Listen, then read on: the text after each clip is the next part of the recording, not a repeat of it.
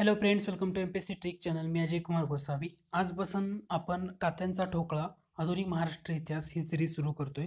याच्यामध्ये सगळे जे पॉईंट तात्याच्या ठोकळ्यामध्ये असतील ते सर्वच्या सर्व पॉईंट डिटेलमध्ये कव्हर केले जातील. दुसरी महत्त्वाची गोष्ट म्हणजे हे पॉईंट कव्हर करताना माइंड मॅप चार्टनुसार हे आपण लक्षात ठेवण्याचा प्रयत्न केला जाणार आहे. का तर नुसतं लिहित जर गेलो आपण पॉईंट नोट्सनुसार तर ते लक्षात ठेवणं थोडंसं अवघड जातं. परंतु माइंड मॅप चार्ट हे अट्रॅक्टिव्ह पण राहतात आणि आपल्याला अभ्यासाला पण त्याचा उपयोग होतो सोयीस्कररित्या. त्या दृष्टीने आपण हे माइंड मॅप चार्टनुसार अभ्यास करणार आहोत आणि अशाच प्रकारच्या नोट्स सुद्धा मी तुम्हाला प्रोव्हाइड करणार आहे आपल्या टेलिग्राम चॅनलवर. दुसरी महत्त्वाची गोष्ट म्हणजे आज आपण जे सुरुवातीचे 3 पॉईंट पाहणार आहोत त्यामध्ये महाराष्ट्र समाजामधला रामोशी समाजाचा उठाव, त्यानंतर महाराष्ट्रामधलाच कोळी समाजाचा उठाव आणि भिल्ल समाजांचे उठाव किंवा भिल्लांचे उठाव हे डिटेलमध्ये कव्हर करणार आहोत. कारण ह्याच्यामध्ये बऱ्याच वेळा प्रश्न विचारला जातो की ह्याच्यामध्ये महत्त्वाचं काय की कोणत्या वर्षी कोणत्या कोणाच्या नेतृत्वाखाली उठाव झाला आणि तो उठाव कोणी मोडून काढला हेही तुम्हाला लक्षात ठेवणं गरजेचं आहे. तर त्या दृष्टीनं आपण हे डिटेलमध्ये कव्हर करणार आहे. दुसरी महत्त्वाची गोष्ट म्हणजे तुम्ही जर माझ्या चॅनलला सबस्क्राईब केलं असेल तर नक्की सबस्क्राईब करा आणि सबस्क्राईब केल्यानंतर समोर जे बेल ऐकन दिसते त्याच्यावर क्लिक करा.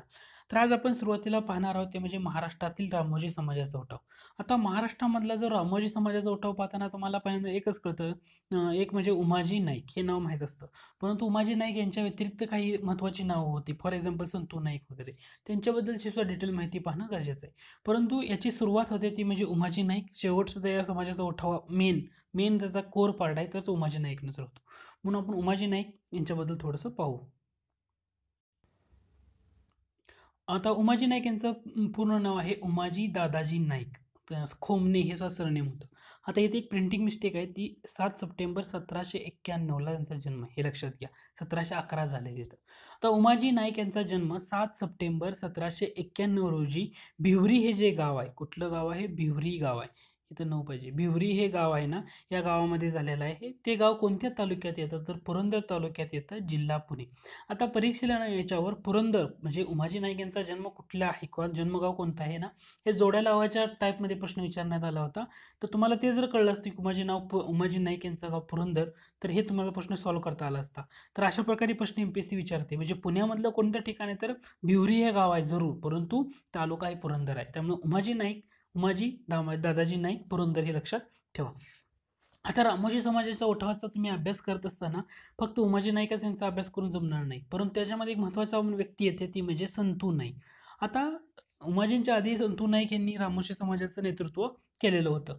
त्यांच्याबाबत सांगायचं झालं तर सगळ्यात महत्त्वाचा पॉईंट येतो तो म्हणजे भांबुर्ड्याचा लष्करी खजिना.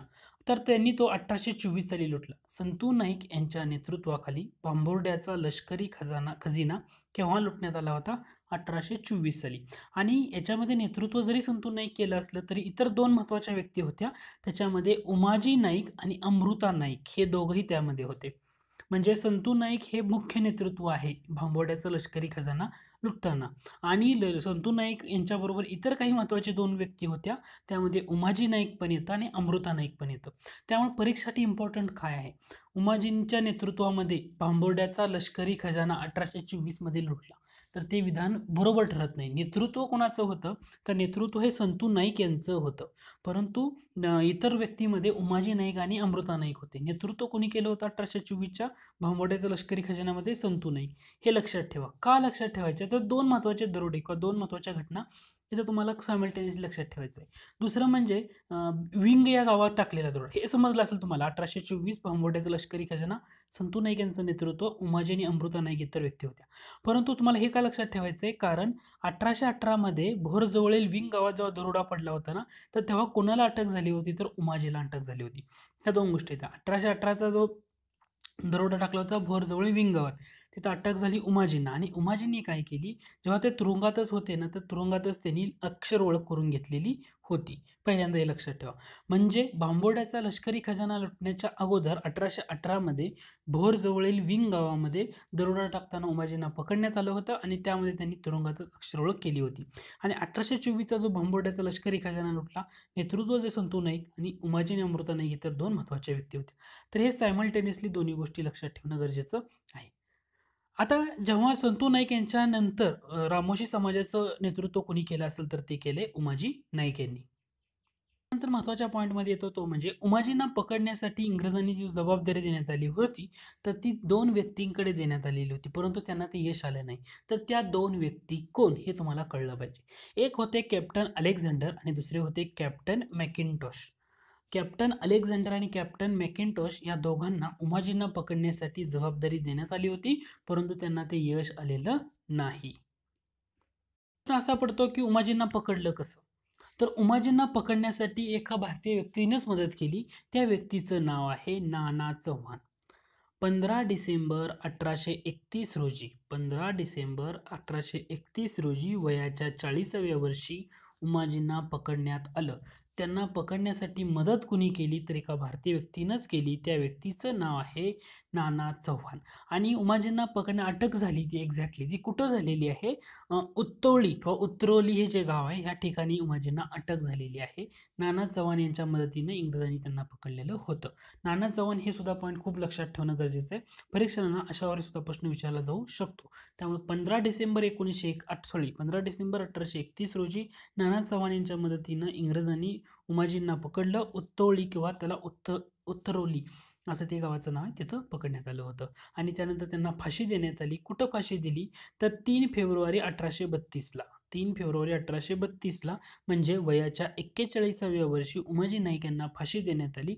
फाशी दिलेलं ठिकाण सुद्धा खूप महत्त्वाचं आहे. ते म्हणजे पुण्यामधलं खडकमाळ आळी या ठिकाणी. पुण्यामधलं कोणतं ठिकाण आहे? खडकमाळ आळी या ठिकाणी उमाजींना फाशी देण्यात आली. तर आता इथं बरीचशी नावं आहेत, बऱ्याचशा गोष्टी आहेत. आणि जेव्हा उमाजींना फाशी देण्यात आली तर त्यांच्यासोबत इतर दोघांनाही फाशी झाली होती. त्याच्यामध्ये खुशाबा नाईक आणि बापू सोळकर हे दोन्ही व्यक्ती होत्या, ही लक्षात ठेवा. उमाजींना जेव्हा फाशी देण्यात आली तेव्हा खुशाबा नाईक आणि बापू सोळकर ह्याही व्यक्ती होत्या. म्हणजे तुम्हाला काय लक्षात ठेवायचं याच्यामध्ये? महाराष्ट्रातील रामोजी समाजाच्या उठावामध्ये पहिल्यांदा लक्षात ठेवायचं, उमाजी नाईक 7 सप्टेंबर 1791ला जन्म आहे. भिवरी गाव, पुरंदर तालुका, पुण्यामधला. पहिली गोष्ट. दुसरं काय लक्षात ठेवायचं आहे? 1818ला कुठला दरोडा टाकला, कुठं लुटलं आणि 1824ला. आता अगोदर 1824 पाहूया. 1824ला संतू नाईक यांच्या नेतृत्वाखाली भांबोड्याचा लष्करी खजाना लुटला. उमाजी नाईक संतू नाईक जरी त्यातले प्रमुख असले तरी इतर 2 व्यक्तीमध्ये उमाजी नाईक आणि ते अमृता नाईक ह्या 2 व्यक्ती त्या इतर होत्या. 1818 मध्ये भोरजवळील विंग गावामध्ये दरोडा टाकला होता. त्यावेळी उमाजींना तिथं पकडण्यात आलं, हे लक्षात ठेवा. 1818 मध्ये भोरजवळील विंग गावामध्ये पकडण्यात आलं आणि तुरुंगात असतानाच त्यांनी अक्षर ओळख करून घेतलेली होती. त्यानंतर उमाजींना पकडण्यासाठी कोणत्या 2 लष्करी अधिकाऱ्यांची नियुक्ती करण्यात आली होती? कॅप्टन अलेक्झांडर आणि कॅप्टन मॅकिंटोश, परंतु त्यांना ते यश आलेलं नाहीये. त्यानंतर उमाजींना पकडलं 1831 साली, तर ते पकडण्यासाठी कोणत्या भारतीय व्यक्तीने मदत केलेली आहे? नाना चव्हाण. नाव लक्षात ठेवायचं, नाना चव्हाण यांनी त्यांना पकडण्यासाठी केलेली मदत होती. आणि कुठं पकडलं तर उत्तोळी किंवा उतरोळी या ठिकाणी. आणि 1832 साली उमाजींना फाशी कुठं देण्यात आली तर खडकमाळ आळी या ठिकाणी, पुण्यामधल्या खडकमाळ आळी या ठिकाणी त्यांना फाशी देण्यात आली. त्यांच्यासोबत इतर 2 व्यक्तींना सुद्धा फाशी झालेली आहे. एक म्हणजे खुशाबा नाईक आणि दुसरं म्हणजे बापू सोळकर. खुशाबा नाईक आणि बापू सोळकर या दोघांनी तिथं फाशी झालेली आहे. त्यामुळे हे पॉईंट सुद्धा खूप महत्त्वाचे आहेत की तुम्हाला ते लक्षात ठेवणं गरजेचं आहे. तर महाराष्ट्रातील रामोजी समाजाचा उठाव उमाजीनंतर एवढा काही प्रभावी झालेला नाहीये. फक्त एवढेच पॉईंट परीक्षेला इम्पॉर्टंट आहेत, ते मी इथं कव्हर केलेले आहेत. आता यानंतर आपण लेसनचा पुढचा पॉईंट पाहूया. आता आपण पाहणार आहोत ते म्हणजे महाराष्ट्रामधले कोळी समाजाचे उठाव. आता कोळी समाजाचे उठाव जर बघितलं तर ते 3 टप्पे पडलेले आहेत. त्या 3 टप्प्यामध्ये महत्त्वाचे 2 टप्प्याचे नेतृत्व कोणी केलं आणि ते उठाव कोणी मोडून काढलं, एवढंच फक्त तुम्हाला लक्षात ठेवायचं आहे की कोणत्या ठिकाणी कोणी नेतृत्व केलं आणि ते कोणी उठाव मोडून काढले हे महत्त्वाचं आहे. आता ते आपण डिटेलमध्ये पाहूया. कोळी समाजाचे उठाव. आता कोळी समाजाच्या उठावाचा तर तुम्ही थोडासा नीट अभ्यास करायला गेला तर कोळी समाजाचे उठाव यामध्ये 3 टप्पे पडलेले तुम्हाला पाहायला मिळतील. ते कालखंड आहे तो 1824 पासून 1845, म्हणजे कोळी समाजाने केलेले उठाव 1824 ते 1845 या कालखंडामध्ये. त्यातला जो पहिला टप्पा आहे तो खूप महत्त्वाचा आहे. का महत्त्वाचा आहे? कारण पहिला टप्पा आणि तिसरा टप्पा त्याच्यामध्ये जो उठावकर्ते आहेत, उठावाचं नेतृत्व ज्यांनी केलं तर त्यांचं नाव आहे भांगडिया. तर पहिल्या टप्प्यामध्ये जेव्हा उठाव केला तर तो रामजी भांगडिया यांनी 1828 यांच्या नेतृत्वाखाली उठाव झालेला होता. रामजी भांगडे अगोदर सरकारी सेवेमध्ये होते, परंतु नंतर त्यांनी आपल्या सरकारी पदाचा राजीनामा देऊन कोळी समाजाच्या उठावाचं नेतृत्व स्वीकारलं होतं. आणि पहिल्यांदा जो उठाव महत्त्वाचा झाला तो 1828 साली रामजी भांगडे यांच्या नेतृत्वाखाली. का लक्षात ठेवायचं आहे? कारण पहिल्या टप्प्यामध्ये रामजी भांगडे यांनी नेतृत्व केले, परंतु तिसऱ्या टप्प्यामध्ये रघु भांगडे आणि बापू भांगडे, म्हणजे सगळे भांगड्या तुम्ही जर परीक्षेला जर नीट नाही अभ्यास केला तर त्याच्यामध्ये कपलत होऊ शकते. त्यामुळे लक्षात काय ठेवायचं आहे, पहिल्या टप्प्यामध्ये रामजी भांगडे यांनी नेतृत्व केलं होतं. 1828 मध्ये हा उठाव झाला होता. आणि हा जो उठाव होता पहिल्या टप्प्यातला कोळी समाजाचा, हा उठाव कोणी मोडून काढला तर कॅप्टन अलेक्झांडर आणि कॅप्टन मॅकिंटॉश यांनी मोडून काढला. ही नावं जरा थोडंसं लक्षात ठेवा. उमाजी नाईक उमाजी नाईक यांना पकडण्याची जबाबदारी सुद्धा यांच्यावर देण्यात आली होती, परंतु त्यांना तिचं यश आलं नव्हतं. मात्र कोळी समाजाचा जो पहिल्या टप्प्यातला उठाव आहे रामजी भांगडे यांच्या नेतृत्वाखाली, तर कॅप्टन अलेक्झांडर आणि कॅप्टन मॅकिंटॉश यांनी तो उठाव मोडून काढला होता. आता पहिल्या टप्प्याबरोबर तिसरा टप्पा पण महत्त्वाचा आहे, कारण तिसऱ्या टप्प्याचं नेतृत्व रघु भांगडिया आणि बापू भांगडे यांनी केलेलं आहे. आता दुसरा टप्पा जो झाला 1839 साली, हा दुसरा टप्पा होता. आणि या दुसरा टप्पा पुण्यामध्ये झालेला आहे. आणि दुसऱ्या टप्प्यामध्ये तुम्हाला काय सांगू शकतो तर असिस्टंट कलेक्टर रोज यानं तो मोडून काढला होता. आता दुसऱ्या टप्प्याचं नेतृत्व असं अधिकृत नेतृत्व नव्हतं, कारण त्यामध्ये जवळजवळ सर्व समाजाचंच असं नेतृत्व असल्यासारखं होतं. अधिकृत नेतृत्व आपल्याला एक्झॅक्टली सांगता येत नाही. परंतु दुसरा टप्पा जो मोडून काढला तर तो असिस्टंट कलेक्टर रोज होता ना, यांनी तो दुसऱ्या टप्प्याचं नेतृत्व दुसरा टप्पा आहे ना तो कोळी समाजाचा त्यातलं मोडून काढलेला होता. तिसरा टप्पा जो झाला कोळी समाजाचा उठावाचा, तर तो झाला होता 1844 साली. आणि 1844 साली जो उठाव झाला तर तो मोडून काढण्याचं उठावाचं नेतृत्व केलं होतं 1844ला रघु भांगडिया आणि बापू भांगडिया यांनी. आणि तो कोणी मोडून काढला तर कॅप्टन जेल यांनी मोडून काढला. मग तुम्हाला कोळी समाजाचा उठावाचा अभ्यास जर करायचा असेल तर पहिले लक्षात ठेवा, 1824 ते 1845 या कालखंडात कोळी समाजाने उठाव केले. किती उठाव केले तर एकूण 3 उठाव केले. पहिला उठाव जो केला तो रामजी भांगडे यांच्या नेतृत्वाखाली आणि 1828 मध्ये. आणि रामजी भांगडे यांच्या नेतृत्वाखाली उठाव करताना तो उठाव मोडून काढण्याची जबाबदारी इंग्रजांनी कोणाकडे दिली? कॅप्टन मॅकिंटॉश आणि कॅप्टन अलेक्झांडर. आता अलेक्झांडर आणि मॅकिंटॉश यांना उमाजींना पकडण्याची जबाबदारी दिली होती, परंतु त्यांना तिचं यश आलेलं नव्हतं. तो पहिला पॉईंट झाला. दुसरा उठाव झाला तो 1839 या वर्षी झालेला आहे. 1839 साली जो उठाव झाला कोळी समाजाचं, तर तिथं असं स्पेसिफिकली नेतृत्व नव्हतं. पुणेमध्ये झालेला उठाव होता. स्पेसिफिकली असं नेतृत्व नव्हतं. परंतु तो उठाव मोडून काढण्यामध्ये कुणी महत्त्वाची भूमिका बजावली तर असिस्टंट कलेक्टर रोज यांनी तो उठाव मोडून काढण्यामध्ये महत्त्वाची भूमिका निभावली होती. आणि तिसरा टप्पा जो झाला तर तो 1844 साली रघु भांगडे आणि बापू भांगडे यांच्या नेतृत्वाखाली. आणि हा उठाव कुणी मोडून काढला तर कॅप्टन जेल यांनी हा मोडून काढला होता. त्यामुळे कोळी समाजाच्या उठावाचा जर अभ्यास करताना 3 टप्पे तुम्हाला लक्षात ठेवणं गरजेचं आहे. पहिला 1828 रामजी भांगडिया अलेक्झांडर मॅकिंटॉश, दुसरा टप्पा 1839 पुणे असिस्टंट कलेक्टर रोज, आणि तिसरा टप्पा आहे 1844 रघु भांगडे आणि बापू Bhangadia captain gel.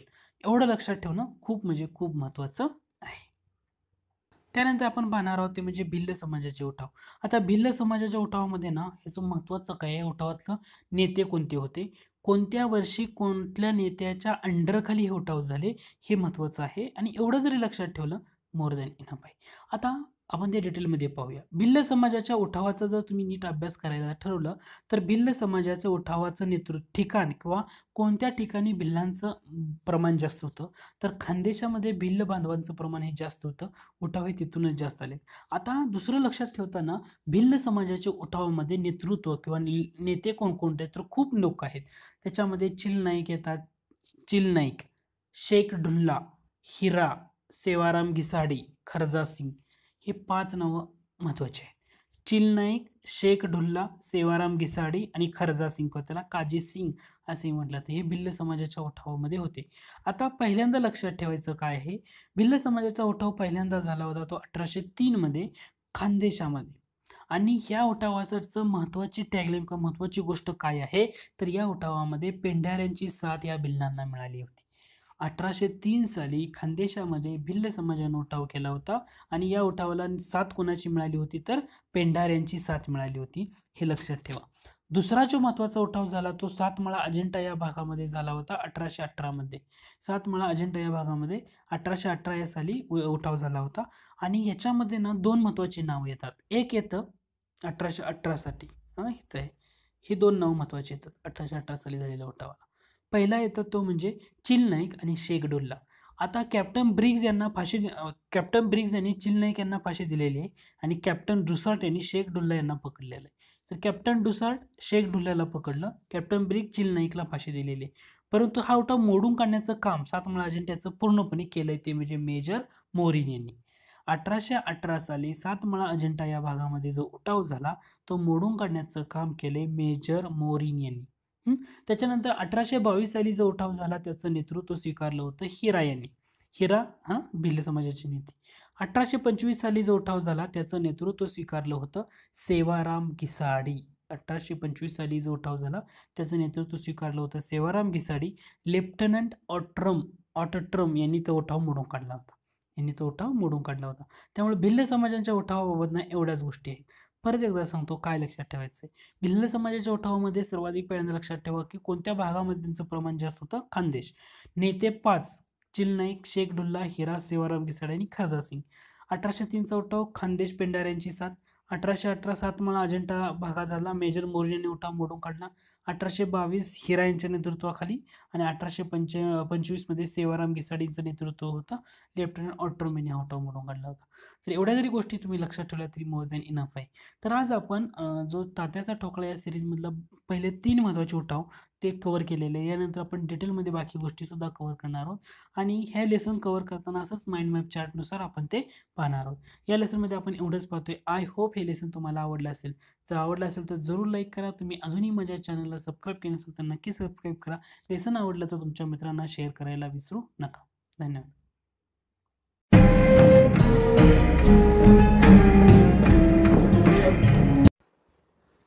Hello friends, welcome to MPSC trick channel. मी अजय कुमार गोसावी. आज आपण तात्याचा ठोकळा या सिरीजमध्ये महाराष्ट्रातील 1857चा उठाव हा डिटेलमध्ये पाहणार आहोत. परीक्षेला ना यामध्ये बरेच असे महत्त्वाचे पॉईंट आहेत की ज्याच्या परीक्षेला आजपर्यंत प्रश्न विचारलेत आणि इथून पुढे विचारला जाऊ शकेल. तर या टॉपिकवर आज आपण पाहणार आहोत. तर या सिरीजमधला हा आपलं दुसरं लेक्चर असणार आहे. दुसरं म्हणजे तुम्ही जर माझ्या चॅनलला सबस्क्राईब केलं असेल तर नक्की सबस्क्राईब करा. तर आज आपण वेळ न दौडता काय करूया, आपल्या लेसनला सुरुवात करूया.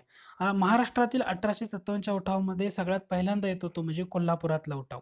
आता कोणत्या दिवशी भारतीय सैनिकांनी उठाव करण्याचं ठरवलं होतं किंवा उठाव करताना रेजिमेंटची तिजोरी लुटली होती, तर ते आहे 31 जुलै 1857.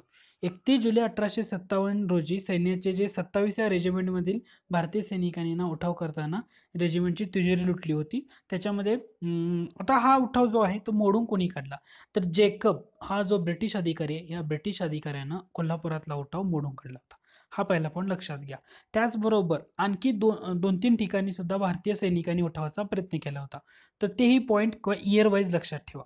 आता 6 डिसेंबर 1857 हे दिनांक 6 डिसेंबर 1857 रोजी 3 ठिकाण आहेत, कोल्हापूर, बेळगाव आणि धारवाड. कोल्हापूर, बेळगाव आणि धारवाड या ठिकाणी सुद्धा भारतीय सैनिकांनी उठावाचा प्रयत्न केला होता, परंतु तो उठाव वेळेत दडपलेला आहे. त्याच्यानंतर 15 डिसेंबर 1857 रोजी कोल्हापुरात चिमासाहेब यांनी बंडाचा प्रयत्न केला होता, तो सुद्धा दडपण्यात आलेला आहे. तर हे लक्षात ठेवा. मग त्यामध्ये डेट वाईज तुम्ही लक्षात ठेवू शकता. म्हणजे कोल्हापुरातला उठाव मोडीत काढणारा ब्रिटिश अधिकारी कोणता, ह्याच्यावर प्रश्न विचारला जातो. म्हणजे एकदा प्रश्न विचारून झालाय की काय केलेलं आहे, 1857च्या उठावाची ठिकाणं अ गटामध्ये दिलेली आहेत आणि ब गटामध्ये काय दिलेले आहेत, की तो उठाव कोणी मोडून काढला, त्या इंग्रज अधिकाऱ्यांची नावं. तर तुम्हाला काय लक्षात ठेवावं लागेल, कोल्हापुरातला उठाव म्हटलं की जेकब, पहिली गोष्ट लक्षात ठेवावं लागेल. दुसरं काय लक्षात ठेवावं लागेल, कोल्हापुरात कोणाच्या नेतृत्वामध्ये बंडाचा प्रयत्न झाला होता, तर ते चिमासाहेब आहेत, यांच्या नेतृत्वामध्ये बंडाचा प्रयत्न झाला होता.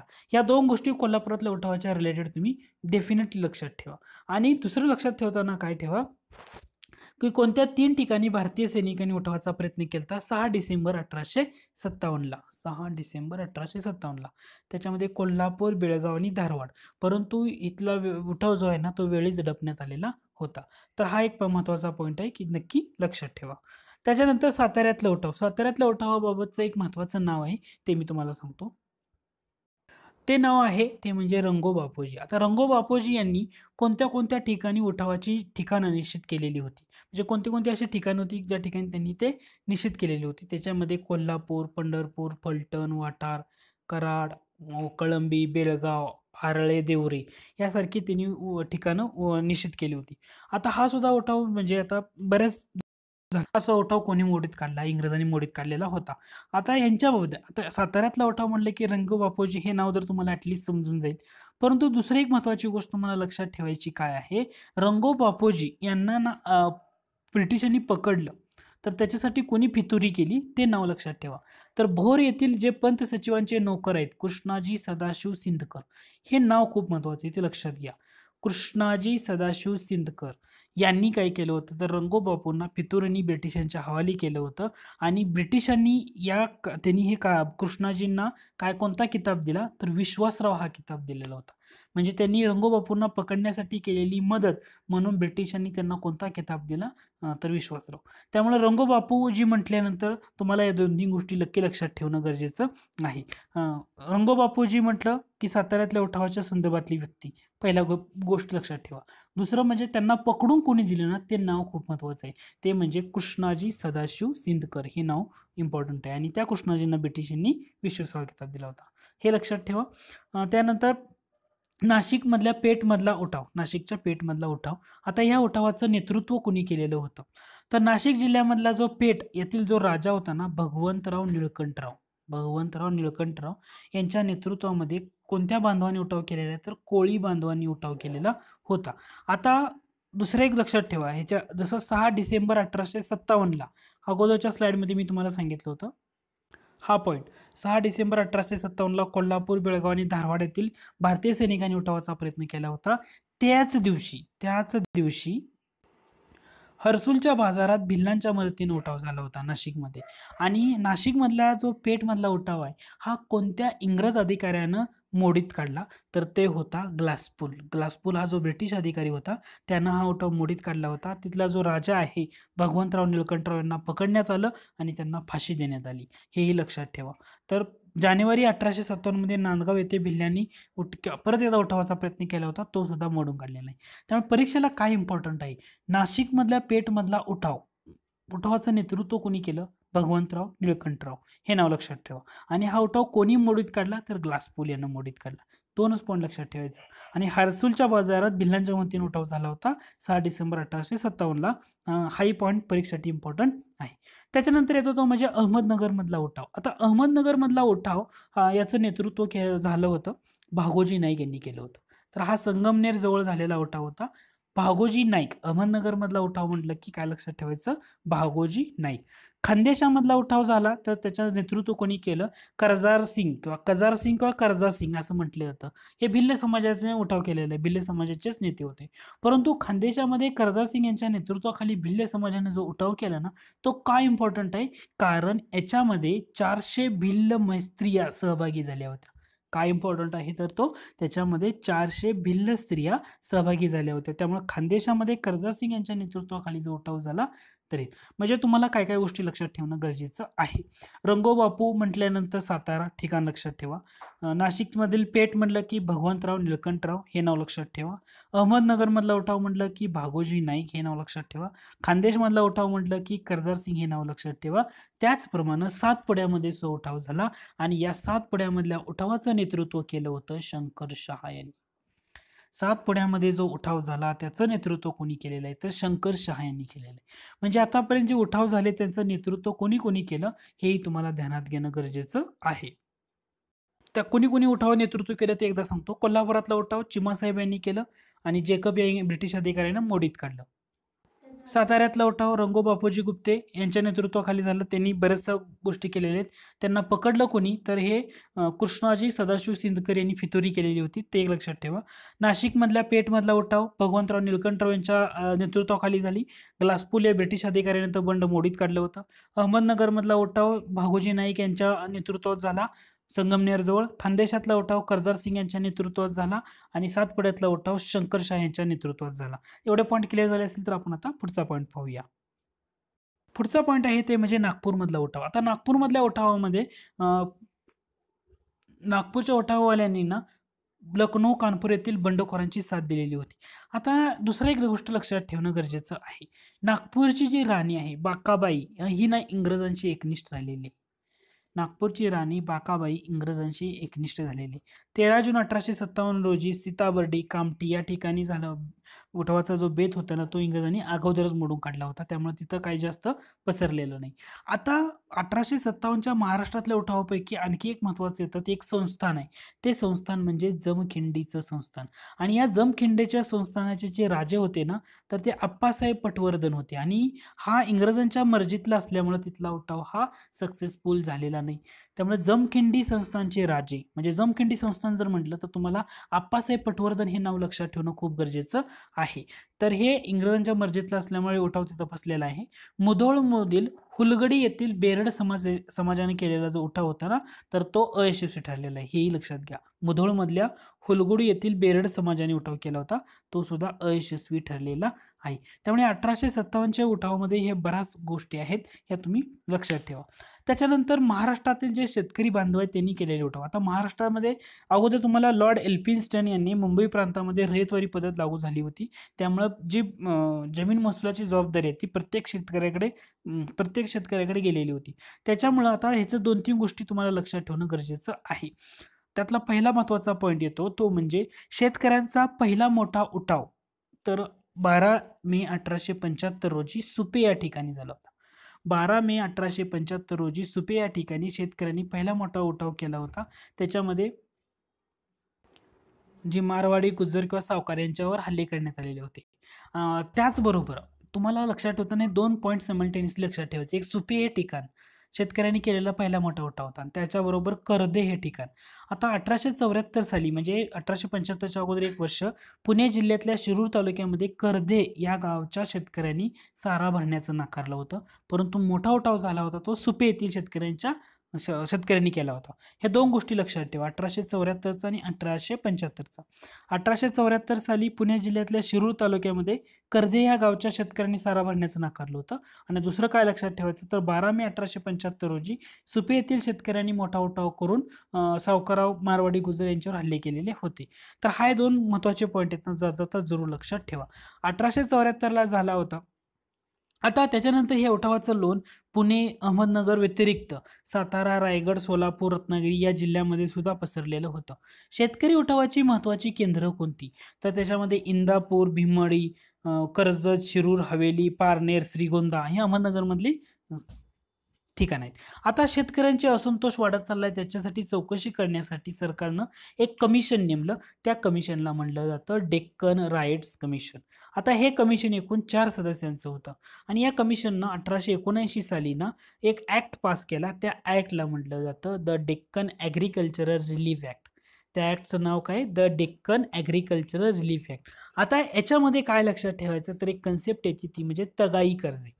आता या कायद्यामधली महत्त्वाची तरतूद आहे ती म्हणजे शेतकऱ्यांची आर्थिक स्थिती सुधारण्यासाठी तगाई कर्ज पुरवण्यात यावीत, शेतकरी बँका सुरू करण्यात यावेत आणि जे कर्जबाधित शेतकरी जमिनी आहेत तर ते सावकाराकडे हस्तांतरित होऊ देऊ नये. त्यामुळे शेतकऱ्यामधला जो असंतोष आहे ना तो हळूहळू कमी होईल. म्हणजे सरकारनं या शेतकऱ्यांच्या आंदोलनाची धास्ती घेतलेली होती. त्यामुळे तुम्हाला 2-3 गोष्टी इथं नक्की लक्षात ठेवायच्या आहेत. शेतकऱ्यांच्या उठावामध्ये मी सांगतो तेवढ्याच 1874 मध्ये पुणे जिल्ह्यातल्या शिरूर तालुक्यातल्या कर्दे या गावच्या शेतकऱ्यांनी सारा भरण्याचं नाकारलं होतं.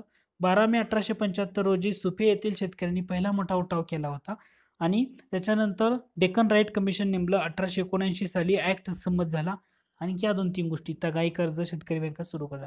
एवढं जरी लक्षात ठेवलं ना या टॉपिकमधून मोर दॅन इनफ आहे. आणि त्यातल्या त्यात जाता जाता जरूर हे शेतकरी उठावाचे जे केंद्र आहेत याच्यावर थोडासा फोकस ठेवा. तर या लेसनमध्ये आपण एवढंच पाहतोय जे महाराष्ट्रातील शेतकऱ्यांचे महाराष्ट्रातील 1857चे उठाव आहेत तर त्याच्या रिलेटेड जी इम्पॉर्टंट माहिती आहे ते कव्हर केली आहे. आय होप हे लेसन तुम्हाला आवडलं असेल. जर आवडलं असेल तर जरूर लाईक करा. तुम्ही अजूनही माझ्या चॅनलला सबस्क्राईब केलं असेल तर नक्की करा. लेसन आवडलं तर तुमच्या मित्राला शेअर करायला विसरू नका. धन्यवाद.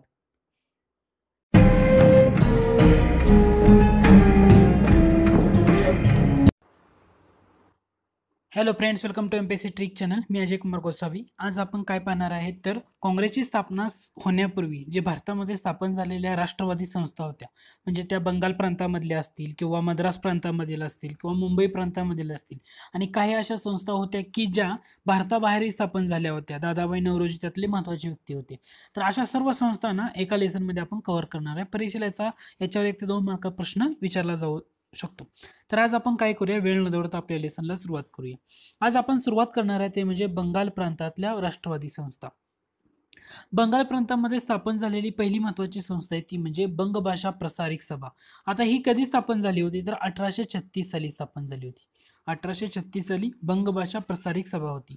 त्याचंच परत रूपांतर किंवा त्यानंतर 1838 मध्ये ना land owners and holders, land owners holders म्हटलं जातं, असोसिएशन ही संस्था स्थापन झाली होती. आता ही काय संस्था काय होती तर बंगालमधले जे जमीनदार होते ना त्या सर्व जमीनदारांनी एकत्र आले होते आणि त्यांनी काय ठरवलं होतं की आपले जे राजकीय हक्क आहेत ते मिळवायचे आणि ज्या आपल्या समस्या असतील ना त्या पूर्ण करण्यासाठी त्यांनी ही संस्था स्थापन केली होती. म्हणजे लँड ओनर्स होल्डर्स असोसिएशन ही जी संस्था होती ना तर याच्यामध्ये जमीनदार एकत्र आले होते बंगालमधले.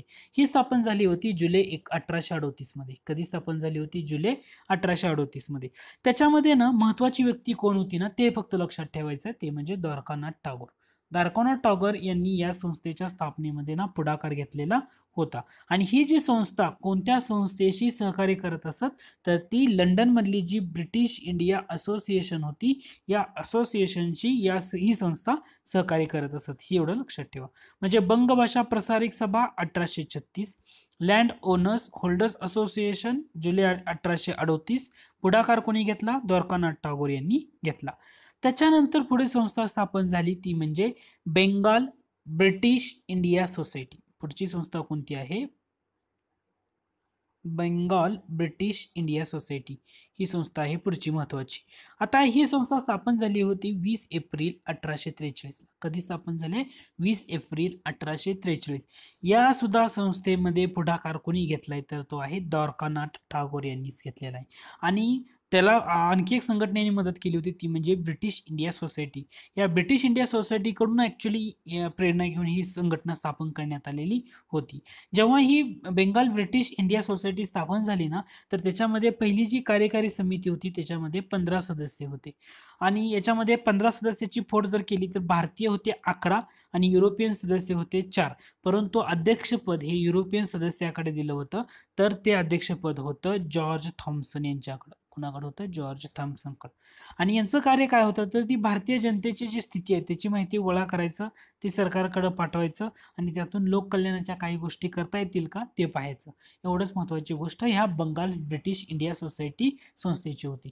म्हणजे परीक्षेच्या दृष्टीनं तुम्हाला काय काय लक्षात ठेवायचं आहे? पहिलं लक्षात ठेवायचं बंगभाषा प्रसारक सभा 1836.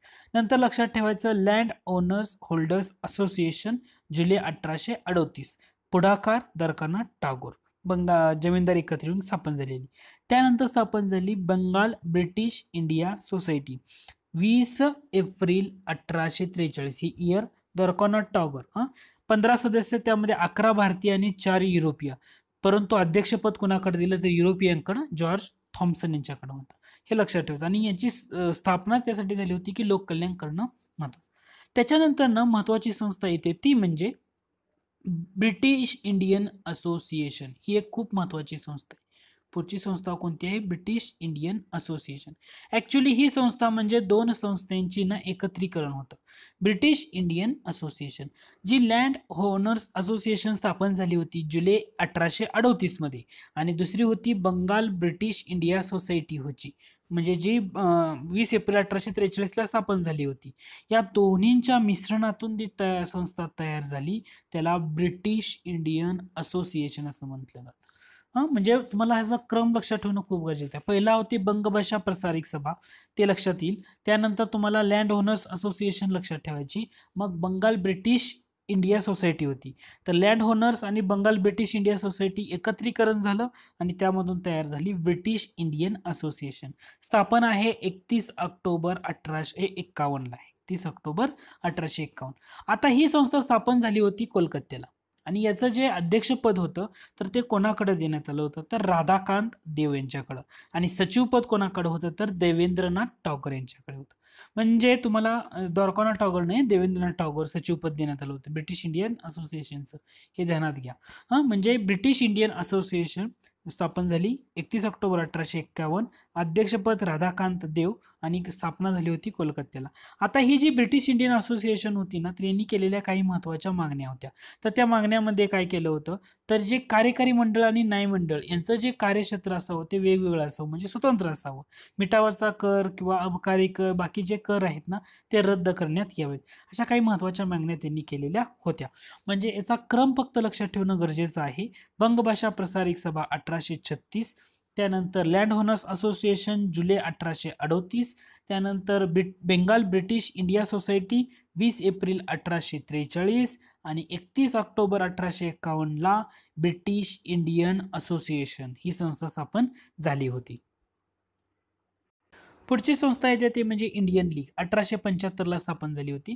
बाबू शिशिर कुमार घोष यांनी ही संस्था स्थापन केलेली होती. शिशिर कुमार घोष आणि मोतीलाल घोष यांनी ना दोघांनी एकत्रित येऊन 1868 मध्ये ना अमृत बाजार पत्रिका हे वृत्तपत्र सुरू केलं होतं. हे बंगाली आणि इंग्रजी भाषेमध्ये प्रसारित होणारं वृत्तपत्र होतं. लक्षात घ्या, इंडियन लीग, बाबू शिशिर कुमार घोष आणि मोतीलाल घोष यांनी 1868 मध्ये एकत्रित येऊन अमृत बाजार पत्रिका हे बंगाली वृत्तपत्र सुरू केलेलं होतं. त्यानंतर येते इंडियन असोसिएशन. इंडियन असोसिएशनला ना 26 जुलै 1876 हे डेट लक्षात ठेवायची. इंडियन असोसिएशनची जी डेट आहे 26 जुलै 1876 हे लक्षात ठेवायचं. का तर जी इंडियन लीग स्थापन करण्यात आली होती त्याचंच पुढचं ॲडव्हान्स व्हर्जन म्हणजे इंडियन असोसिएशन. आणि या इंडियन असोसिएशनला काय म्हटलं जायचं, पहिली अखिल भारतीय चळवळ असं म्हटलं जायचं. पहिली अखिल भारतीय चळवळ. आता इंडियन असोसिएशन स्थापन करण्यामध्ये महत्वाची व्यक्ती होती सुरेंद्रनाथ बॅनर्जी, परंतु त्यांच्यावर आणखी एक महत्वाची व्यक्ती आहे. त्या व्यक्तीचं नाव आहे ते म्हणजे आनंद मोहन बोस. काय आहे, आनंद मोहन बोस. म्हणजे आपण एवढं लक्षात ठेवतो की इंडियन असोसिएशन 1876, सुरेंद्रनाथ बॅनर्जी आपल्या लक्षात राहतं, परंतु आनंद मोहन बोस ही सुद्धा महत्वाची व्यक्ती आहे, हे लक्षात घ्या. दुसरं महत्वाची गोष्ट नाही, या संस्थेचं जे ध्येय होतं ना, जे इटलीच्या मॅझिनी होतं ना त्यांच्यापासून प्रेरणा घेऊन ही चळवळ उभी करणं या संस्थेचं ध्येय होतं. आता इंडियन असोसिएशनचं महत्त्वाचं कार्य जर बघितलं तर त्यांनी केलेली 1877 मध्ये संधी सेवांचे परीक्षेची जी वयोमर्यादा होती ना 22 वर्ष करावी अशी केली होती. त्याचबरोबर व्हर्नॅक्युलर प्रेस ऍक्ट रद्द करण्यासाठी त्यांनी विरोध केलेला होता. त्यामुळे बऱ्याच गोष्टी महत्त्वाच्या आहेत. म्हणजे तुम्हाला 2-3 गोष्टी तर नक्की लक्षात ठेवणं गरजेचं आहे. पहिलं लक्षात ठेवायचं, इंडियन लीग 1875, बाबू शिशिर कुमार घोष. शिशिर कुमार घोष आणि मोतीलाल घोष अमृत बाजार पत्रिका, आणि आनंद मोहन बोस आणि सुरेंद्रनाथ बॅनर्जी इंडियन असोसिएशन 26 जुलै 1876ला. आता सुरेंद्रनाथ बॅनर्जीने आणखी एक संस्था काढली होती, ती स्थापन झालं होतं ते म्हणजे नॅशनल कॉन्फरन्स 1883ला. डिसेंबर 1883 मध्ये सुरेंद्रनाथ बॅनर्जींनी कोलकाता येथे कॉन्फरन्स भरवलं होतं आणि याच्या पहिल्या अधिवेशनाला देशाच्या कानाकोपऱ्यातून जवळजवळ 100 पेक्षा अधिक प्रतिनिधी उपस्थित होते. म्हणजे सगळ्यांनी एकत्रित येऊन एखादा समान कार्यक्रम आखावा असं त्यांचं मत होतं. त्यानंतर ना ही जी संस्था आहे नॅशनल कॉन्फरन्स जी तयार झाली होती तर ती नंतर जे राष्ट्रीय काँग्रेसला स्थापना झाली 1885ला त्यामध्ये ती विलीन करण्यात आलेली होती.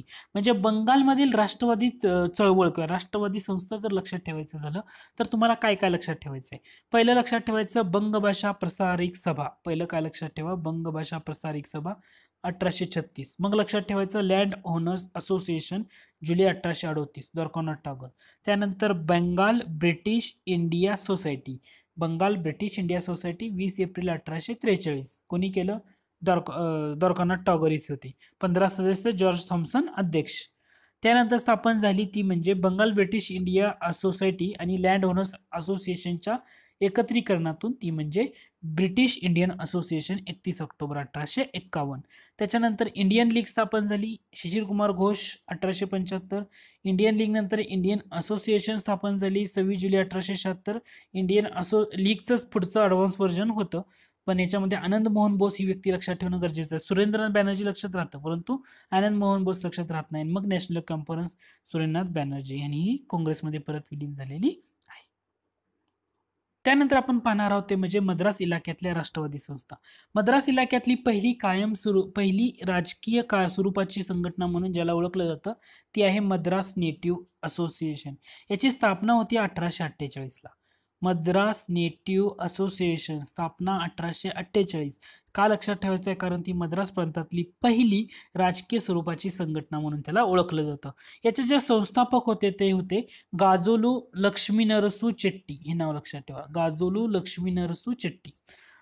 त्यानंतर ही संस्था ना परत ब्रिटिश इंडियन असोसिएशन जी कोलकात्याला स्थापन झाली होती ना, तर त्याची शाखा आहे, हे लक्षात घ्या. त्यानंतर ना पुढची महत्वाची सभा की ज्याच्यावर परीक्षेला कायमस्वरूपी प्रश्न विचारला जातो ती संस्था म्हणजे मद्रास महाजन सभा. याच्यावर ना तुम्हाला आजपर्यंत तुम्ही जर अनालिसिस केला असेल तर जोड्या लावामध्ये प्रश्न विचारला जातो. एक तर त्याचा इयरवर प्रश्न असतो, नाहीतर दुसरा प्रश्न असतो त्यांचे संस्थापक कोण. मद्रास महाजन सभेला इयरवर तर असतो, नाहीतर संस्थापक. इयर त्याचं लक्षात ठेवायचं, मे 1884. तोंड पाठ असणं गरजेचं आहे. मद्रास महाजन सभा मे 1885. संस्थापक सुब्रमण्यम अय्यर. संस्थापक कोण? सुब्रमण्यम अय्यर. आता ह्या ज्या मद्रास महाजन सभेनं काय केलेलं होतं, कायदे मंडळाची विस्तार होणं गरजेचं आहे आणि त्याच्यामध्ये भारतीयांना प्रतिनिधित्व देण्याची मागणी सुद्धा केली. तुम्हाला मद्रास इलाक्यातल्या राष्ट्रवादी संस्था लक्षात ठेवताना मद्रास महाजन सभा लक्षात ठेवायचे. मे 1884 सुब्रमण्यम अय्यर आणि मद्रास नेटिव्ह असोसिएशन 1848 कारण मद्रास प्रांतातली पहिली कायमस्वरूपी राजकीय संघटना गाजोलू लक्ष्मी नरसू चेट्टी. आता आपण थोडंसं पॉइंट पाहणार आहोत, म्हणजे मुंबई मधल्या राष्ट्रवादी संस्था. मुंबईमध्ये स्थापन झाली होती बॉम्बे असोसिएशन, सगळ्यांना माहित आहे, 26 ऑगस्ट 1852. याच्यामध्ये जगन्नाथ शंकर शेठ लक्षात ठेवतो, परंतु नौरोजी फर्दुंजी ही व्यक्ती सुद्धा लक्षात ठेवणं गरजेचं आहे. का महत्वाचे आहे बॉम्बे असोसिएशन? कारण ही मुंबई प्रांतातली पहिली राजकीय संघटना म्हणून ओळखलं जातं. त्याच्यानंतर पुढची एक संघटना महत्वाची आहे ती म्हणजे ईस्ट इंडिया असोसिएशन. आता हे जे ईस्ट इंडिया असोसिएशन आहे ना, तर ही दादाभाई नौरोजी यांनी 1866 मध्ये लंडनमध्ये ना ईस्ट इंडिया असोसिएशनची स्थापना केली होती. परंतु या संस्थेची, लंडन मधल्या संस्थेची एक शाखा मुंबईला निघाली होती 1869. त्यामुळे हे तुम्हाला लक्षात ठेवणं गरजेचं आहे. ईस्ट इंडिया असोसिएशन 1866 लंडनला स्थापना केली दादाभाई नौरोजींनी, परंतु त्याची शाखा कुठं निघाली तर मुंबईला निघाली 1869. त्यानंतर पुढची संस्था महत्वाची आहे ती म्हणजे बॉम्बे प्रेसिडेन्सी असोसिएशन, किंवा त्याला आपण 1885 स्थापन झालेली संस्था म्हणतो. तर संस्थापक कोण आहेत? 3 व्यक्ती आहेत, फिरोजशाह मेहता, बदरुद्दीन तय्यबजी आणि केटी तेलंग. याच्यावर सुद्धा एमपीसीनं प्रश्न विचारून झालेला आहे. ब्रदर्स इन लॉ म्हणून ज्यांना ओळखलं जातं ते म्हणजे फिरोजशाह मेहता, बदरुद्दीन तय्यबजी आणि केटी तेलंग. आता ही संस्थेचं कार्य काय होतं तर इंग्लंडमधलं जे जनमत आहे ते भारतीयाबाबत जागृत करण्याचं कार्य या संस्थेने केलेलं आहे. बॉम्बे प्रेसिडेन्सी असोसिएशनचं एक महत्त्वाचं कार्य आहे ते म्हणजे जेव्हा राष्ट्रीय काँग्रेसचे पहिलं अधिवेशन मुंबईला झालं ना, त्याच्या मागं महत्त्वाची संस्था उभी राहिली ती म्हणजे बॉम्बे प्रेसिडेन्सी असोसिएशन. कारण या संस्थेनंच ते बरंचसं ऑर्गनाईज करण्याचं काम केलेलं आहे, हे ध्यानात ठेवा. त्याच्यानंतर राष्ट्रीय सभा 28 डिसेंबर 1885 सगळ्यांना माहित आहे. पहिले उमेशचंद्र बॅनर्जी पहिले अध्यक्ष होते, 72 सदस्य हजर होते. तर हे बेसिक गोष्टी आहेत. फक्त इथं तुम्हाला 2 गोष्टी लक्षात ठेवायच्या आहेत. पहिलं लक्षात ठेवायचं आहे ईस्ट इंडिया असोसिएशन 1866 स्थापना आहे लंडनला, मुंबईला शाखा निघाली 1869. बॉम्बे प्रेसिडेन्सी असोसिएशन स्थापना आहे 1885. ब्रदर्स इन लॉ आणि संस्थापक आहेत ते म्हणजे फिरोजशाह मेहता, केटी तेलंग आणि बदरुद्दीन तय्यबजी. एवढं लक्षात ठेवा. आता आपण पाहणार आहोत भारताबाहेरील राष्ट्रवादी संस्था. भारताबाहेर राष्ट्रवादी संस्था पाहताना आपल्याला बऱ्याच महत्त्वाच्या गोष्टी थोड्याशा ट्रेस करणं गरजेचं आहे. त्याच्यामध्ये पहिली महत्त्वाची संस्था येते ते म्हणजे ब्रिटिश इंडिया सोसायटी. या संस्थेची स्थापना 1839 मध्ये इंग्लंडमध्ये झालेली आहे. British India society. William Adam आणि जॉर्ज थॉम्सन हे त्याचे संस्थापक होते. विल्यम ॲडम यांनी ना 1841 मध्ये या संस्थेमार्फत एक वृत्तपत्र सुरू केलं, त्याला ब्रिटिश इंडियन ॲडव्होकेट हे नाव देण्यात आलं होतं. ब्रिटिश इंडियन ॲडव्होकेट म्हणजे ब्रिटनमध्ये भारतीयांच्या जनमताबाबत जागृती करण्याचं कार्य या ब्रिटिश इंडिया सोसायटीनं केलेलं आहे. त्याच्या वृत्तपत्र आहे ना ब्रिटिश इंडिया ॲडव्होकेट या वृत्तपत्रानं जास्त फोकस केलेला आहे. त्यामुळे लक्षात ठेवायचं ब्रिटिश इंडिया सोसायटी. त्याच्यानंतर London India society. London India society 1865 स्थापन झाली. याचा अध्यक्षपद होते दादाभाई नौरोजी, परंतु सचिव जे होते ना ते लक्षात ठेवणं गरजेचं आहे, ते आहे उमेशचंद्र बॅनर्जी. लंडन इंडियन सोसायटीचे सचिव होते उमेशचंद्र बॅनर्जी. उमेशचंद्र बॅनर्जी म्हणजे राष्ट्रीय काँग्रेसच्या पहिल्या अधिवेशनाचे अध्यक्ष. त्यामुळे ब्रिटिश इंडिया सोसायटी 1839 इंग्लंडमध्ये स्थापना. William Adam George Thompson. London Indian Society 1865 लंडनला स्थापना, दादाभाई नौरोजी जरी अध्यक्ष असले तर उमेशचंद्र बॅनर्जी हे सचिव होते ना, हे ध्यानात ठेवायचे. मग 1866ला ईस्ट इंडिया असोसिएशन लंडनला स्थापन झाली होती, दादाभाई नौरोजींनी स्थापन केलेली होती. 1869 मध्ये मुंबई, मद्रास आणि कोलकात्याला या संस्थेच्या शाखा निघालेल्या होत्या. त्यानंतर नॅशनल इंडियन सोसायटी ही एक खूप महत्त्वाची संस्था आहे, की याच्यावर ना थोडंसं ट्रेस करणं तुम्हाला गरजेचं आहे. नॅशनल इंडियन सोसायटी का महत्त्वाची आहे, तर एका महिलेनं स्थापन केलेली संस्था आहे, त्यांचं नाव आहे मेरी कार्पेंटर. नॅशनल इंडियन सोसायटी 1867 साली स्थापन झाली होती आणि या स्थापन करण्यामध्ये एका महिलेचं कार्य आहे, ती म्हणजे मेरी कार्पेंटर, हे लक्षात ठेवा. आणि इंडियन सोसायटी 1872 मध्ये केम्ब्रिज विद्यापीठात असताना आनंद मोहन बोस यांनी संस्था स्थापन केली होती. म्हणजे जे इंग्लंडमध्ये राहणाऱ्या लोकांमध्ये भारतीयांबाबत राष्ट्रीयत्वाची भावना जागृती होणे याच्यासाठी संस्था स्थापन केल्या होत्या. आता सोसायटी असोसिएशन तुमचं खूप जम्बलिंग होत असेल, फक्त काही गोष्टी ट्रेस करणं गरजेचं आहे. ब्रिटिश इंडिया सोसायटी लक्षात राहिलं तर मोर दॅन इनफ आहे, 1839, विल्यम आडम आणि जॉर्ज थॉम्सन. परंतु तुम्हाला लंडन इंडियन सोसायटी लक्षात ठेवावीच लागेल. लंडन इंडियन सोसायटी 1865 लंडन, ह्यातला महत्त्वाचा ट्रेस पॉईंट आहे ते म्हणजे उमेशचंद्र बॅनर्जी हे सचिव होते. तुम्हाला दादाभाई नौरोजी अध्यक्ष समजतील, परंतु उमेशचंद्र बॅनर्जी सचिव फोकस करायचं आहे. ईस्ट इंडिया असोसिएशन 1866, मुंबईला शाखा निघाली ती 1869 आणि दादाभाई नौरोजी महत्वाची व्यक्ती. नॅशनल इंडियन सोसायटी, वेगळा पॉईंट काय या सिरीज मधला, तर हा पॉईंट आहे. नॅशनल इंडियन सोसायटी 1867ला स्थापन झाली होती आणि मेरी कार्पेंटर यांनी ही संस्था स्थापन केलेली होती. आणि इंडिया सोसायटी 1872, ही सुद्धा महत्त्वाचा पॉईंट आहे. तो कुणी स्थापन केलेले आहे, तर आनंद मोहन बोस यांनी संस्था स्थापन केली होती. म्हणजे या लेसनमध्ये आपण काय केलं, बंगाल इलाक्यामध्ये स्थापन झालेल्या राष्ट्रवादी संस्था, मद्रास इलाक्यात झालेल्या राष्ट्रवादी संस्था, मुंबई इलाक्यात झालेल्या राष्ट्रवादी संस्था आणि भारताबाहेरच्या राष्ट्रवादी संस्था, ह्या ज्या आहेत ना, ह्या सगळ्याच्या सगळ्या कव्हर करण्याचा प्रयत्न केला आहे. आय होप की एक्सप्लेनेशन तुम्हाला आवडलं असेल. जर लेसन तुम्हाला आवडलं असेल तर नक्की लाईक करा. तुम्ही अजूनही माझ्या चॅनलला सबस्क्राईब केलं असेल तर नक्की सबस्क्राईब करा. लेसन जर आवडलं तर तुमच्या मित्राला शेअर करायला विसरू नका. धन्यवाद.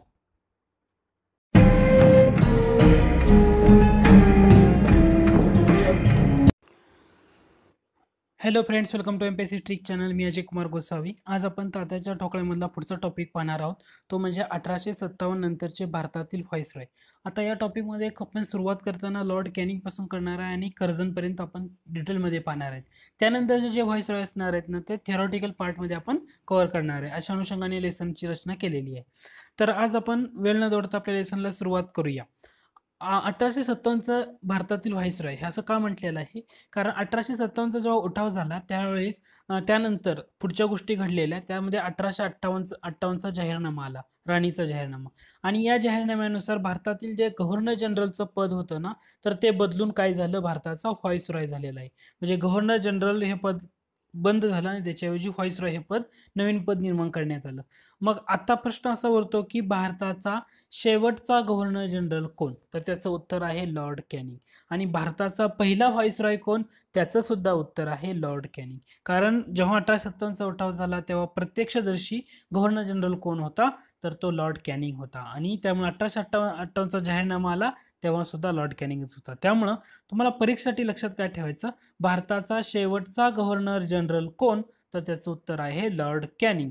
भारताचा पहिला व्हाईसरॉय कोण, तर त्याचं उत्तर आहे लॉर्ड कॅनिंग. आता लॉर्ड कॅनिंग यांच्या संदर्भात जर आपण बघितलं तर 1856 ते 58च्या काळात गव्हर्नर जनरल, 1858 ते 62च्या काळामध्ये व्हाईसरॉय. म्हणून भारताचा पहिला व्हाईसरॉय म्हणजे ओळखला जातं, तर ते लक्षात ठेवा, 1858 ते 1862. लॉर्ड कॅनिंगच्या काळातली सगळ्यात महत्त्वाची गोष्ट म्हणजे 1857चं जे झालेलं बंड त्यांनी ते मोडून काढलं होतं. दुसरं महत्त्वाची गोष्ट म्हणजे 1856-57 मध्ये ICS परीक्षेची भारतात सुरुवात झाली. हा सुद्धा प्रश्न किंवा या सुद्धा टॉपिकवर बऱ्याच वेळा प्रश्न आलेला आहे.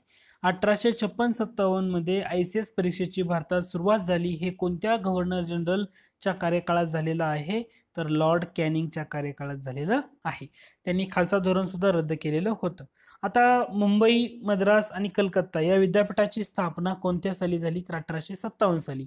आता हे सुद्धा लॉर्ड कॅनिंगच्या कार्यकाळात आहे. परंतु माझा तुम्हाला असा प्रश्न आहे, तो म्हणजे मुंबई, मद्रास आणि कलकत्ता या तिन्ही विद्यापीठामध्ये कोणत्या विद्यापीठाची पहिल्यांदा स्थापना झालेली आहे, हे तुम्हाला कमेंट सेक्शनमध्ये मेन्शन करायचं आहे.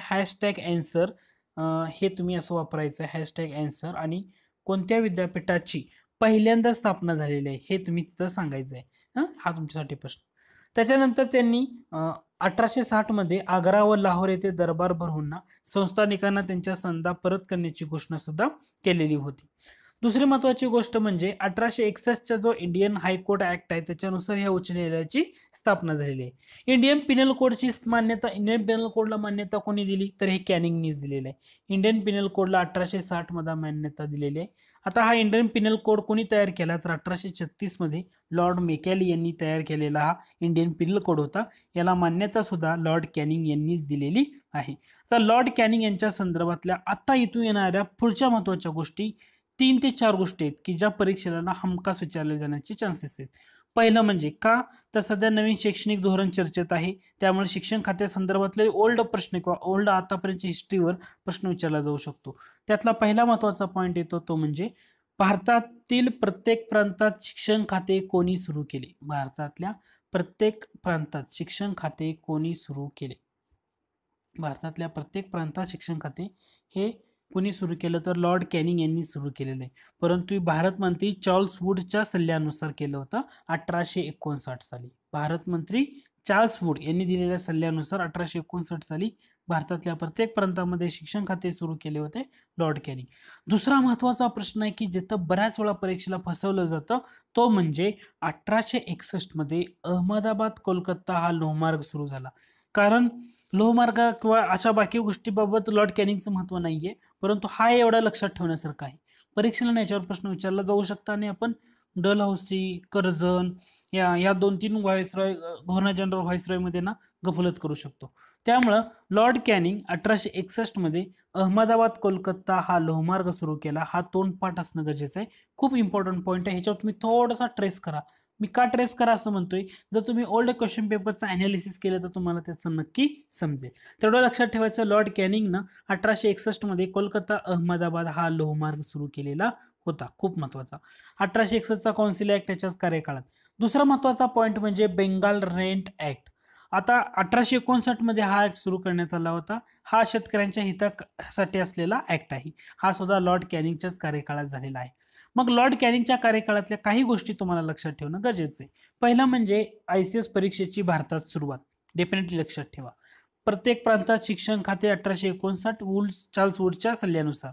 1861 कलकत्ता अहमदाबाद लोहमार्ग सुरू केला आणि बेंगाल रेंट ऍक्ट 1859. एवढ्या जरी गोष्टी कमीत कमी लक्षात ठेवा. बाकी तुम्हाला लक्षात येतात म्हणजे विद्यापीठाची स्थापना, त्याच्यानंतर इंडियन पिनल कोड, या गोष्टी समजू शकता, परंतु ह्या गोष्टी थोडंसं लक्षात ठेवू शकता. हा लॉर्ड कॅनिंग झाला. त्याच्यानंतर येतो तो लॉर्ड एल्गिन पहिला. लॉर्ड एल्गिन पहिला हा सहिष्णू धोरणाचा पुरस्कर्ता होता. त्याच्याबद्दल लक्षात ठेवताना एवढंच लक्षात ठेवा की परीक्षेला असाही प्रश्न विचारला जाऊ शकतो, कोणत्या व्हाईसरॉयचा मृत्यू धर्मशाळा हिमाचल येथे झाला तर तो आहे लॉर्ड एल्गिन पहिला. हिमाचल प्रदेश धर्मशाला या ठिकाणी लॉर्ड एल्गिन पहिला याचा मृत्यू झालेला आहे. त्यानंतर पुढचा पॉईंट येतो तो म्हणजे sir John Lawrence. Sir John Lawrence हा सुद्धा खूप महत्वाचा आहे, कारण आता बंगाल रेंट ऍक्ट आणि टेनन्सी ऍक्ट ह्या 2 गोष्टींनी गफलत करायची नाही. बंगाल रेंट ऍक्ट हा कोणाच्या कार्यकाळात मंजूर करण्यात आला होता तर लॉर्ड कॅनिंगच्या कार्यकाळात मंजूर करण्यात आला होता. आणि जे टेनन्सी ऍक्ट आहे तर ते tenancy act sir John Lawrence यांच्या कार्यकाळात मंजूर झालेले आहेत. पंजाब आणि अवधसाठी हे ऍक्ट सुरू करण्यात आले होते. हे सुद्धा ऍक्ट शेतकऱ्यांच्या हितासाठी होते.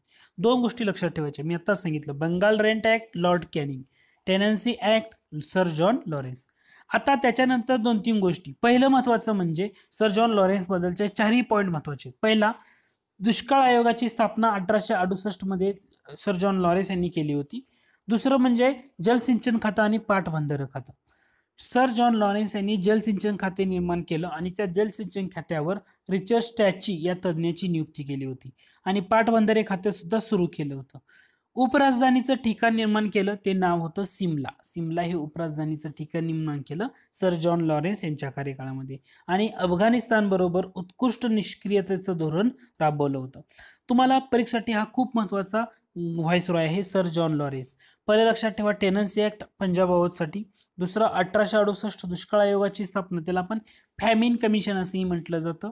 जलसिंचन खातं तयार केलं, पाटबंधारे खातं तयार केलं. जलसिंचन खातं निर्माण करून त्याच्यावर रिसर्चच्या तज्ज्ञाची नेमणूक केली. उपराजधानीचं ठिकाण सिमलाही बनवलं.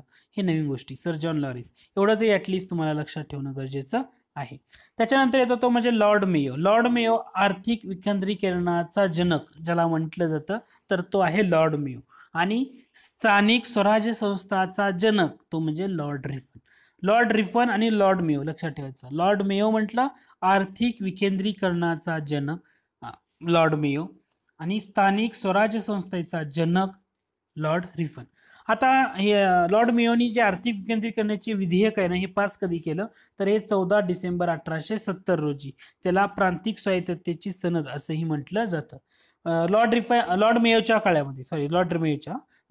काळामध्ये 1872 मध्ये पहिली जनगणना केली गेली.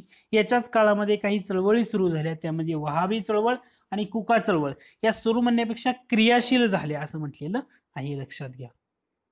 लॉर्ड मेयोचा मृत्यू कसा झाला तर 1872 मध्ये अंदमान येथे शेर अलीनं लॉर्ड मेयोचा मृत्यू केलेला आहे, खून केलेला आहे. याच्यावर परीक्षेला प्रश्न विचारला. दोन गोष्टी लक्षात ठेवा. अंदमान येथे कोणाचा मृत्यू झाला? लॉर्ड मेयोचा. आणि धर्मशाळेला कोणाचा मृत्यू झाला तर ते झाला आहे सर लॉर्ड एल्गिन पहिला. त्यानंतर लॉर्ड नॉर्थब्रुक आला. त्याच्यामध्ये विशेष अशी घटना नाही. त्यानंतर महत्वाचा येतो तो म्हणजे लॉर्ड लिटन. लॉर्ड लिटन याने महत्वाचं काय केलेलं आहे? पहिल्यांदा दुष्काळ आयोग नेमला. 1876-78 मध्ये त्याने दुष्काळावर उपाय करण्यासाठी रिचर्ड स्टॅची हा आयोग नेमला होता. याच्या अगोदर ना तुम्ही लक्षात घ्या, सर जॉन लॉरेन्स यांनी ना पाटबंधारे खाते निर्माण करून जलसिंचन खाते निर्माण केलं होतं आणि त्याच्यावर रिचर्ड स्टॅची तज्ज्ञाची नेमणूक केली होती सर जॉन लॉरेन्सनं. आणि त्यानंतर जेव्हा लॉर्ड लिटन आला तर त्यानं दुष्काळ आयोग नेमला आणि त्याच्यावर रिचर्ड स्टॅचीची नेमणूक झाली होती. रिचर्ड स्टॅची आयोग नेमला होता. या दोन गोष्टींना नक्की लक्षात ठेवा. लॉर्ड लिटनच्याच काळामध्ये भारतात दिल्ली दरबार भरवून राणी व्हिक्टोरियासना भारताची सम्राज्ञी किंवा त्याला कैसर ए हिंद ही पदवी देण्यात आली 1 जानेवारी 1877 ला. दुसरं म्हणजे लॉर्ड लिटन कशासाठी फेमस आहे तर व्हर्नॅक्युलर प्रेस ऍक्ट म्हणजे वृत्तपत्राची मुस्कटदाबी यानं केली. मार्च 1878 मध्ये हा कायदा आलेला होता. हा कायदा रद्द करण्यामध्ये रिफनचा महत्वाचा वाटा आहे. त्याच्यानंतर शस्त्रबंदी कायदा केला.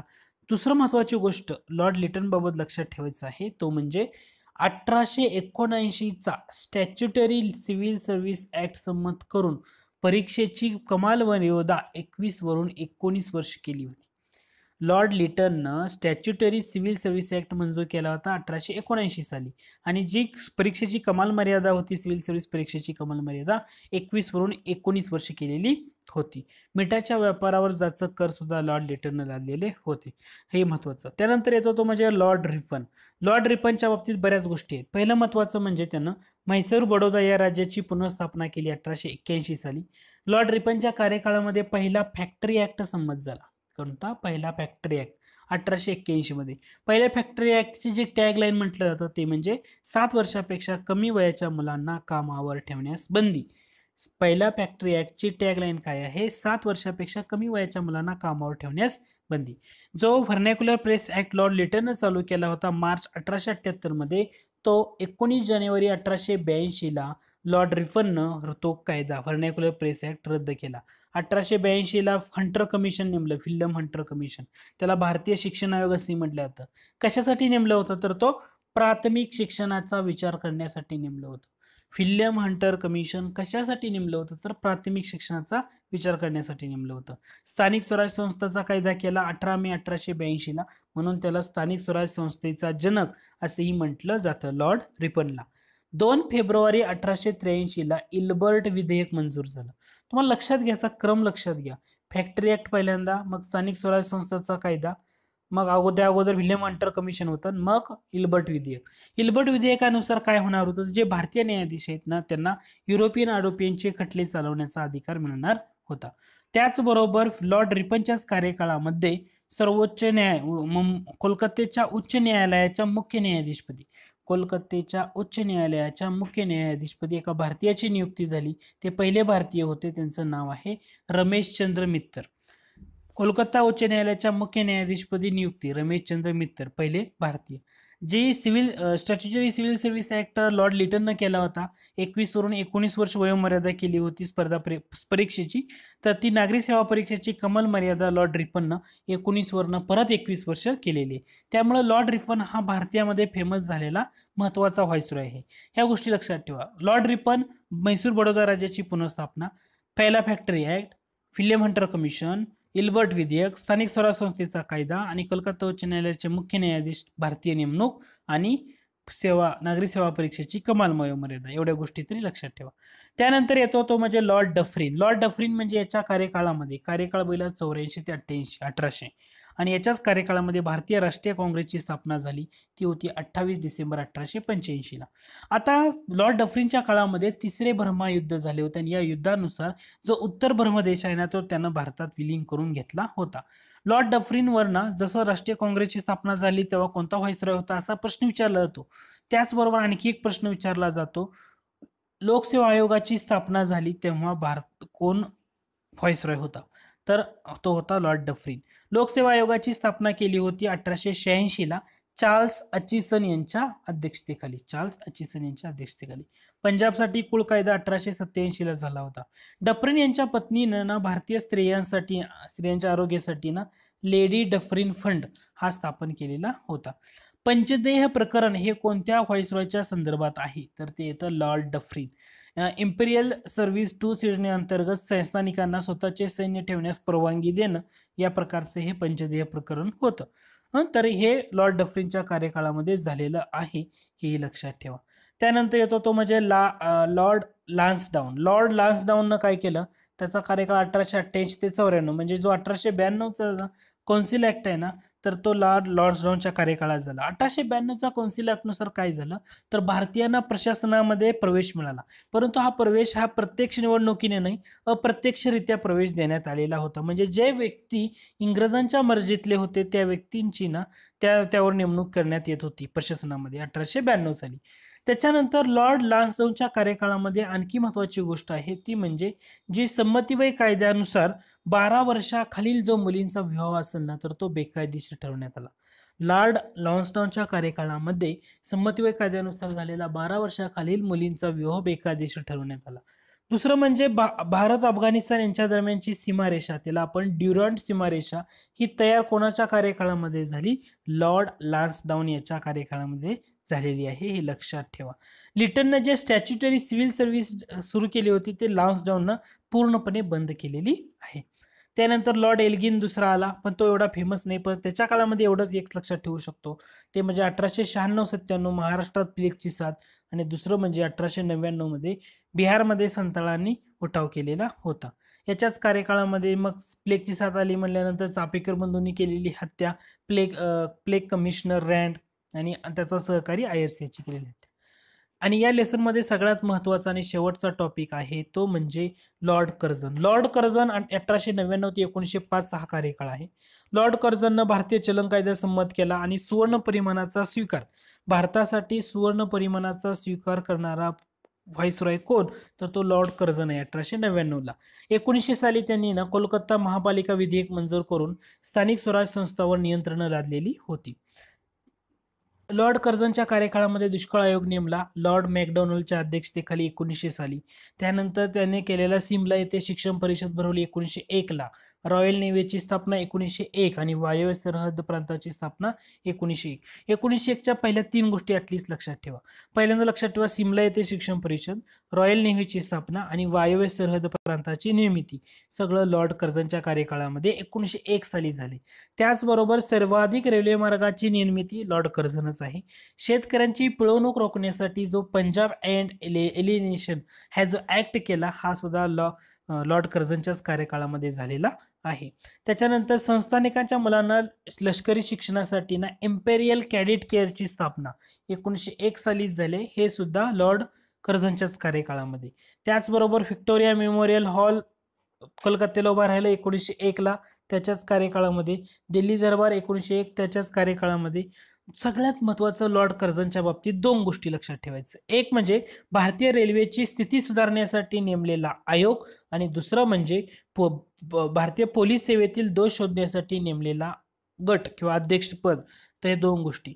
भारतीय रेल्वेची स्थिती सुधारण्यासाठी कर्जन यांना थॉमस रॉबर्टसन या आयोगाची स्थापना केली. कोणाची? Thomas Robertson. आणि या आयोगाच्या शिफारशीनुसार 1905 मध्ये ना भारतात रेल्वे बोर्डाची स्थापना झाली. त्याच्यामध्ये एक अध्यक्ष, एक सेक्रेटरी आणि 2 सदस्य असं नेमण्यात आलेलं होतं. पोलीस सेवेतील दोष शोधण्यासाठी लॉर्ड कर्झननं अँड्रू फ्रेझर याच्या अध्यक्षतेखाली ना एक कमिटी नेमली होती 1902 साली. भारतातला पहिला सहकारी पतपेढी कायदा संमत झाला 1904 ला. विद्यापीठ कायदा झाला 1904 ला. याच्यानुसार उच्च शिक्षणावर निर्बंध आणलं होतं. प्राचीन स्मारकाचा संरक्षण कायदा झाला, हा सुद्धा 1904 ला. ह्या सगळ्या गोष्टी लॉर्ड अँड्रू फ्रेझर, लॉर्ड कर्झनच्या कार्यकाळामध्ये झालेल्या आहेत.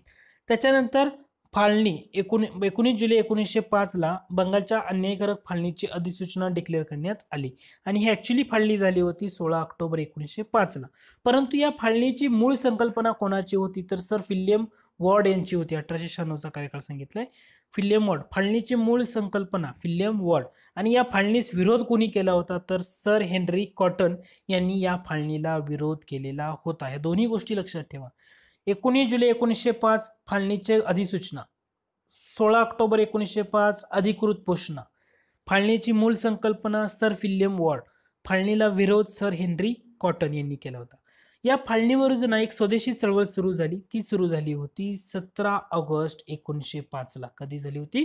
17 ऑगस्ट 1905 ला. आणि शेवटचे 2 पॉइंट कर्जनच्या बाबतीत ते म्हणजे लष्करी अधिकाऱ्यासाठी क्वेठा येथे प्रशिक्षण केंद्र उभारले. कोणी उभारलं? लॉर्ड कर्झन उभारलं. आणि लोकमान्य टिळकांनी कर्झनची तुलना कोणाशी केलेली आहे तर औरंगजेबाशी केलेली आहे. औरंगजेबाशी. तर लॉर्ड कर्झन बद्दल तुम्हाला बऱ्याच गोष्टी लक्षात ठेवण्यासारख्या आहेत. तर या टॉपिकमध्ये आपण एवढंच कव्हर करतोय की या लेसनमध्ये आपण जे 1857 नंतरचे व्हाईसरॉय ते कव्हर करण्याचा प्रयत्न केला आहे. आय होप हे लेसन तुम्हाला आवडलं असेल. जर आवडलं असेल तर नक्की लाईक करा. तुम्ही अजूनही माझ्या चॅनलला सबस्क्राईब केलं असेल तर नक्की सबस्क्राईब करा. धन्यवाद.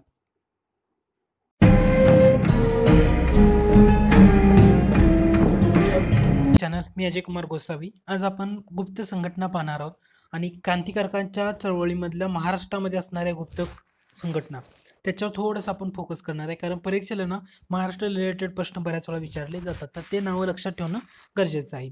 आता महाराष्ट्रातील गुप्त संघटना जर तुम्हाला पाहायची असेल किंवा क्रांतिकारकांची, तर तुम्हाला एक महत्त्वाची व्यक्ती त्यामध्ये येते, ती म्हणजे लोकमान्य टिळक. आता 1920 पूर्वी ना महाराष्ट्रातील क्रांतिकारकांचं जे आश्रयस्थान म्हणून ज्यांना ओळखलं जातं ते म्हणजे लोकमान्य टिळक. आता लोकमान्य टिळका महाराष्ट्रभर ना ह्या लोकमान्य टिळकवादी ज्या गुप्त संघटना होत्या ना त्या स्थापन झाल्या होत्या. अशा एकूण किती संघटना होत्या की लोकमान्य टिळकवादी संघटना म्हणतोय मी, गुप्त संघटना, अशा 5 संस्था होत्या. 5 संघटना किंवा 5 संस्था होत्या. त्याच्यामध्ये बेळगाव, हैदराबाद, अमरावती, यवतमाळ आणि आर्यबांधव समाज या 5ही इम्पॉर्टंट आहेत. आता आपण एक एक पाहूया. पहिली महत्वाची येते. आता याच्यावर परीक्षेला प्रश्न कसा विचारला गेलेला आहे आणि कसा विचारला जाईल ते सांगतो. याच्यावरनं तुम्हाला जोड्या लावामध्ये प्रश्न विचारला जाण्याचे चान्सेस किंवा प्रोबॅबिलिटी ही जास्त राहते. कसं तर यवतमाळमधली गुप्त संघटना आणि पुढं नाव तुम्हाला समजली पाहिजेत. ते 3 नावं दिलेली, सिद्धनाथ काणे, जनार्दन वाजने आणि टोंगे. तर ही यवतमाळ म्हणजे अ गटामध्ये तुम्हाला त्या यवतमाळची गुप्त संघटना दिली जाईल आणि ब गटामध्ये तुम्हाला त्या व्यक्तींची नावं दिली जाईल, त्यांच्या जोड्या लावा. अशा प्रकारे एक प्रश्न फ्रेम ह्याच्यावर होऊ शकतो. दुसरं आता लक्षात घ्या. आता हे 5च्या 5 नावं लक्षात ठेवणं पण तेवढंच इम्पॉर्टंट आहे. यातलं जे हैदराबादची गुप्त संघटना आहे ते नरहरपंत घारपुरे याच्यावर प्रश्न येऊन गेलाय. दादासाहेब खापर्डे यांच्यावरही प्रश्न येऊन गेलाय. गंगाधर देशपांडे या टॉपिकवर यांच्यावर सुद्धा प्रश्न येऊन गेलेला आहे. सिद्धनाथ कानेवर ऑलरेडी झालेला आहे. तर हे एवढं इम्पॉर्टंट टॉपिक आहे, हे तुम्हाला समजून जाईल. आता महाराष्ट्रामध्ये लोकमान्य टिळकवादी गुप्त संघटनेतली पहिली महत्वाची संघटना येते ती म्हणजे आर्य बांधव समाज. आर्य बांधव समाज म्हटलं की 2 ठिकाणं लक्षात ठेवायचे, वर्धा व नागपूर. आर्य बांधव समाज वर्धा व नागपूर. यातले महत्वाचे क्रांतिकारक येतात ते म्हणजे श्रीधर परांजपे, बुवा उपाध्ये आणि अभ्यंकर. श्रीधर परांजपे, बुवा उपाध्ये आणि अभ्यंकर हे ना आर्य बांधव समाज वर्धा व नागपूर या ठिकाणचे येतात. तर 3 कुठले आहेत? श्रीधर परांजपे, बुवा उपाध्ये आणि अभ्यंकर हे 3 येतात आर्य बांधव समाज. त्याच्यानंतर पुढची महत्वाची संघटना आहे ती म्हणजे यवतमाळची गुप्त संघटना. कोणती संघटना आहे? यवतमाळची गुप्त संघटना. आता या यवतमाळच्या गुप्त संघटनेमध्ये सुद्धा 3 लोक आहेत. तर ती आहेत सिद्धनाथ काणे. पहिलं नाव आहे ती म्हणजे सिद्धनाथ काणे. दुसरं नाव आहे जनार्दन पुरुषोत्तम वाजने आणि तिसरं नाव आहे टोंगे. तर आता आर्य बांधव समाज तुम्ही लक्षात जर ठेवायची झाली नावं तर ते कसं लक्षात ठेवू शकाल? तर आर्य बांधव समाजाची 3 नावं लक्षात ठेवताना श्रीधर बुवा अभ्यंकर हे नाव आपण कसं लक्षात ठेवतो स्वतःचं अजय कुमार गोसावी, तसं श्रीधर बुवा अभ्यंकर असं लक्षात ठेवू शकता. म्हणजे श्रीधर म्हणजे श्रीधर परांजपे, बुवा म्हणजे बुवा उपाध्ये आणि अभ्यंकर म्हणजे सरनेम अभ्यंकर. श्रीधर बुवा अभ्यंकर असं लक्षात ठेवलं तर तुम्ही आर्य बांधव समाज लक्षात ठेवू शकता. आता यवतमाळच्या गुप्त संघटनेमध्ये 3 नावं आहेत तर ते कशी लक्षात ठेवणार? तर काने टोंगे वाजवा असं लक्षात ठेवू शकता. काने टोंगे वाजवा, टोंगे वाजवा असं. काने म्हणजे डॉक्टर सिद्धनाथ काने, टोंगे म्हणजे टोंगे आणि वाजवा वाजणे तर जनार्दन पुरुषोत्तम वाजने हे नाव आहे. त्यामुळं यवतमाळच्या गुप्त संघटनेमध्ये येणारी 3 महत्वाच्या व्यक्ती आहेत ती म्हणजे डॉक्टर सिद्धनाथ काने, जनार्दन पुरुषोत्तम वाजने आणि टोंगे. तर कसं लक्षात ठेवू शकता? काने टोंगे वाजवा असं लक्षात ठेवू शकता. त्याच्यानंतर जी अमरावतीची तिसरी महत्वाची गुप्त संघटना आहे अमरावतीची गुप्त संघटना आणि त्याचे प्रमुख महत्वाचे नेते आहेत ते म्हणजे दादासाहेब खापर्डे. अमरावतीची गुप्त संघटना महत्वाचे नेते कोण? दादासाहेब खापर्डे हे लक्षात ठेवा. चौथी संघटना येते ती म्हणजे बेळगावची गुप्त संघटना 1904 ची. ते महत्वाची व्यक्ती आहे ते म्हणजे गंगाधर देशपांडे. आता दादासाहेब खापर्डे आणि गंगाधर देशपांडे यांच्यावर ऑलरेडी परीक्षेला प्रश्न असा येऊन गेलेला आहे जोड्या लावामध्ये, त्यामुळे तुम्हाला ते लक्षात ठेवणं गरजेचं आहे. तर बेळगाव म्हटलं की गंगाधर देशपांडे आणि अमरावती म्हटलं तर दादासाहेब खापर्डे. 5वी महत्वाची संघटना येते ती म्हणजे हैदराबादमध्ये सुरू झालेली गुप्त संघटना. त्याच्यामध्ये महत्वाची नावं येतात ते म्हणजे नरहरपंत घारपुरे, त्यानंतर बोरामणीकर आणि सातावळेकर. बोरामणीकर आणि सातावळेकर. आता यांच्यामधले जे नरहरपंत घारपुरे ना यांच्यावर सुद्धा प्रश्न ऑलरेडी जोड्यामध्ये येऊन गेलेला आहे, परंतु तुम्हाला बोरामणीकर आणि सातावळेकर यांच्यावर नाही आलेला, त्यामुळे लक्षात ठेवा. त्यामुळं तुम्हाला लक्षात ठेवताना एक गोष्ट नक्की ध्यानात ठेवायची आहे ती म्हणजे गुप्त संघटनेचा जेव्हा अभ्यास कराल तेव्हा महाराष्ट्रातील गुप्त संघटना क्रांती काळातील नक्की लक्षात ठेवणं गरजेचं आहे. ते म्हणजे 1920 पूर्वी लोकमान्य टिळक हे महाराष्ट्रातील क्रांतिकारकांचे आश्रयस्थान होते. या काळात महाराष्ट्रावर लोकमान्य टिळकवादी गुप्त संघटना 5 ठिकाणी स्थापन झाल्या होत्या. आर्य बांधव समाज वर्धा व नागपूरला होता. श्रीधर परांजपे उपाध्ये अभ्यंकरांच्या नेतृत्वात. यवतमाळची गुप्त संघटना डॉक्टर सिद्धनाथ काने, जनार्दन वाजने आणि टोंगे यांच्या नेतृत्वात होती. अमरावतीची गुप्त संघटना दादासाहेब खापर्डे, बेळगाव येथील गुप्त संघटना गंगाधर देशपांडे आणि हैदराबादची गुप्त संघटना 3 लोक आहेत. त्यातलं नरहरपंत घारपुरे मेन महत्वाची, बोरामणीकर आणि सातवळेकर ही सुद्धा नावं लक्षात ठेवा. त्यामुळे एवढं लक्षात ठेवलं तर तुमचं मोर दॅन इनफ आहे. म्हणजे तुम्ही समजू शकता. किंवा तुम्हाला असा प्रश्न विचारला, गंगाधर देशपांडे ही व्यक्ती जहाल आहे की मावळ गटातली आहे? जर तुम्हाला गंगाधर देशपांडे बेळगाव येथील गुप्त संघटना म्हणजे टिळकवादी गुप्त संघटना याचा अर्थ ते जहालच असणार आहे. टिळकवादी गुप्त संघटनेचे म्हणल्यानंतर जहाल असं तुम्हाला टॅकल करता यायला हवं, म्हणजे तुम्हाला बरेच प्रश्न त्यातील सोडवता येतील. तर ह्या झाला आपल्या लेसनचा एक पहिला महत्वाचा भाग की ज्या 5 संघटना आपण पाहिल्या. आता आपण पाहणार आहोत महाराष्ट्रातील अन्य ठिकाणी ज्या क्रांतिकारी चळवळ झाल्या तर त्याच्यामध्ये ना 2 क्लब लक्षात ठेवणं पहिल्यांदा लक्षात ठेवा. म्हणजे बाकीचं पण सांगणारच आहे, पण पहिल्यांदा 2 क्लब लक्षात ठेवणं गरजेचं आहे. पहिला आहे तो म्हणजे शिवाजी क्लब आणि दुसरा आहे तो चापेकर क्लब. चापेकर क्लब हे पुण्यातला आणि शिवाजी क्लब हा कोल्हापूरचा. Shivaji club Kolhapur, Chapekar club Pune. आता आणखी एक महत्वाची व्यक्ती आहे ती म्हणजे सदाशिव नीलकंठ जोशी. 1899 साली बीड येथे यांनी ना ब्रिटिशांविरुद्ध उठावाचा प्रयत्न केलेला होता. ही नाव पण लक्षात ठेवणं गरजेचं आहे. का महत्वाचं आहे सांगू का? तर ह्या सदाशिव नीलकंठ जोशी कोणते ठिकाण यांचं गरजेचं आहे तर ते बीड हे समजलं पाहिजे. कारण बऱ्याच वेळा काय होतं ना, या चळवळीमध्ये ना हे नाव दिलं जातं गटात आणि ब गटामध्ये तुम्हाला ते समजलं पाहिजे की बीड येते. सदाशिव नीलकंठ जोशी बीड येथे त्यांनी ब्रिटिशांविरुद्ध उठावाचा प्रयत्न केलेला होता. त्याच्यानंतर गंगानाथ भारती विद्यालय ही क्रांतिकारी संघटना कोणी स्थापन केली आणि कोठे स्थापन केली हा सुद्धा पॉईंट खूप महत्वाचा आहे. तर गंगानाथ भारती विद्यालय ही संघटना 1905 साली बडोदा संस्थानात चांदोड या ठिकाणी स्थापन करण्यात आली होती. गंगानाथ भारती विद्यालय ही क्रांतिकारी संघटना 1905 साली बडोदा संस्थानामध्ये चांदोड हे ठिकाण आहे. बडोदा संस्थानामधलं कोणतं ठिकाण आहे तर चांदोड या ठिकाणी संस्था स्थापन करण्यात आली होती. आणि ही संस्था किंवा ही संघटना स्थापन करण्यामध्ये 2 व्यक्तींचं महत्वाचं श्रेय आहे. त्यातली पहिली व्यक्ती आहे ती म्हणजे अरविंद घोष आणि दुसरी आहे माधवराव जाधव. तर हे तुम्हाला लक्षात ठेवणं गरजेचं आहे. हा एकदम नवीन पॉईंट आहे आणि परीक्षेसाठी इम्पॉर्टंट.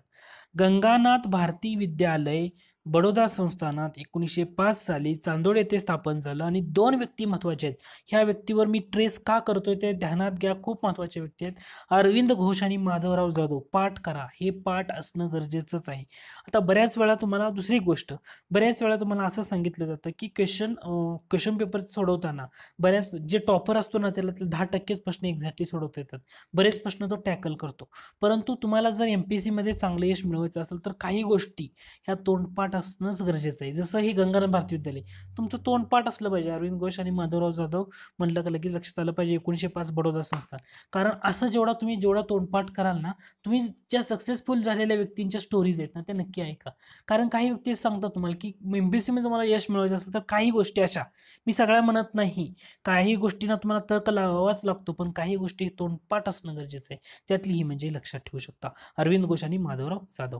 त्याच्यानंतर पुढचा एक पॉईंट आहे तो म्हणजे त्या व्यक्तीच्या संदर्भातला आहे. ती व्यक्ती म्हणजे हनुमंतराव कुलकर्णी. मी तर ट्रिक हनुमंतराव कुलकर्णी. आता जे कृष्णाजी प्रभाकर खाडीलकर होते ना, यांनी 1904च्या दरम्यान नेपाळमध्ये जे शिवाजी क्लबचे सदस्य असलेले हनुमंतराव कुलकर्णी यांना यांच्या सहाय्यानं बंदुकीचा कारखाना काढण्याचा प्रयत्न केलेला होता.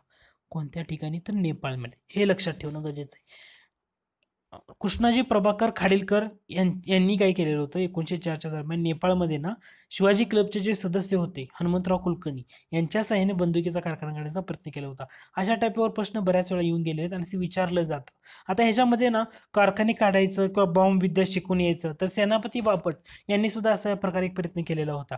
त्याच्यानंतर पुढचं एक व्यक्ती आहे. आता हे मी का सांगते तुम्हाला, हनुमंतराव कुलकर्णी म्हटलं की नेपाळमध्ये होते, त्याच्या सहाय्याने केलं. आणि कोणी केलं हे व्यक्तीचं नाव पण आपण इथं कन्सिडर करूया. ही दोन्ही व्यक्ती हनुमंतराव कुलकर्णी नेपाळ आणि शिवाजी क्लबचे सदस्य. ओके. कृष्णाजी प्रभाकर खाडीलकर यांच्या मदतीनं नेपाळमध्ये शिवाजी क्लबचे सदस्य असलेले हनुमंतराव कुलकर्णी यांनी केलं. दुसरं लक्षात काय ठेवायचं तर हा पॉईंट, सोलापूरचे गोविंद पोतदार यांनी जपानमध्ये कुठं विद्या शिकलेली आहे त्यांनी, तर जपानमध्ये ती विद्या शिकलेली आहे. कुठं? जपानमध्ये विद्या, बॉम्ब विद्या शिकून त्यांनी मुंबईतल्या माहीम येथे तो बॉम्ब कारखाना सुरू केला होता. हा पॉईंट.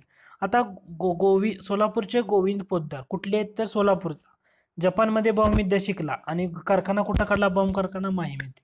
तिन्ही गोष्टी ह्या लक्षात ठेवणं गरजेचं आहे. सोलापूरचे गोविंद पोतदार जपानमध्ये बॉम्ब विद्या शिकले आणि मुंबईला माहीम येथे त्यांनी बॉम्ब कारखाना काढला होता.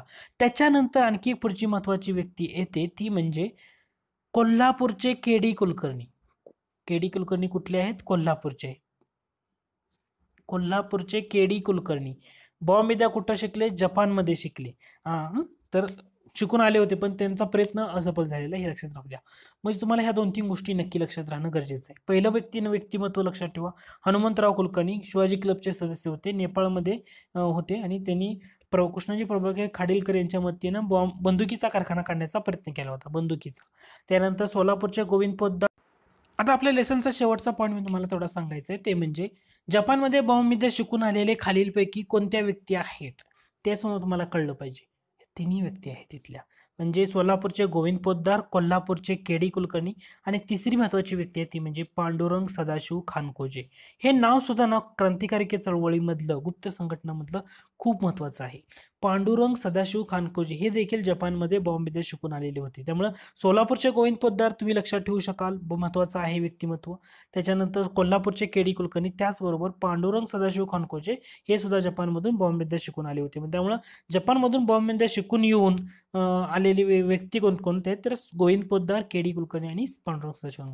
आता हा टॉपिक थोडासा छोटाच आहे, परंतु हा टॉपिक तोंडपाठ करण्यासारखा आहे. तुम्हाला यातले कोणत्याही गोष्टी विचारली तर तुमची तोंडपाठ असणं गरजेचं आहे. जसं की आर्य बांधव समाज वर्धा व नागपूर, काय म्हणलं, श्रीधर बुवा अभ्यंकर कळलं पाहिजे. यवतमाळची गुप्त संघटना काने टोंगे वाजवा असं लक्षात ठेवा. अमरावती खापर्डे, बेळगाव गंगाधर देशपांडे, हैदराबाद घारपुरे ही नाव लक्षात राहणं गरजेचंच आहे.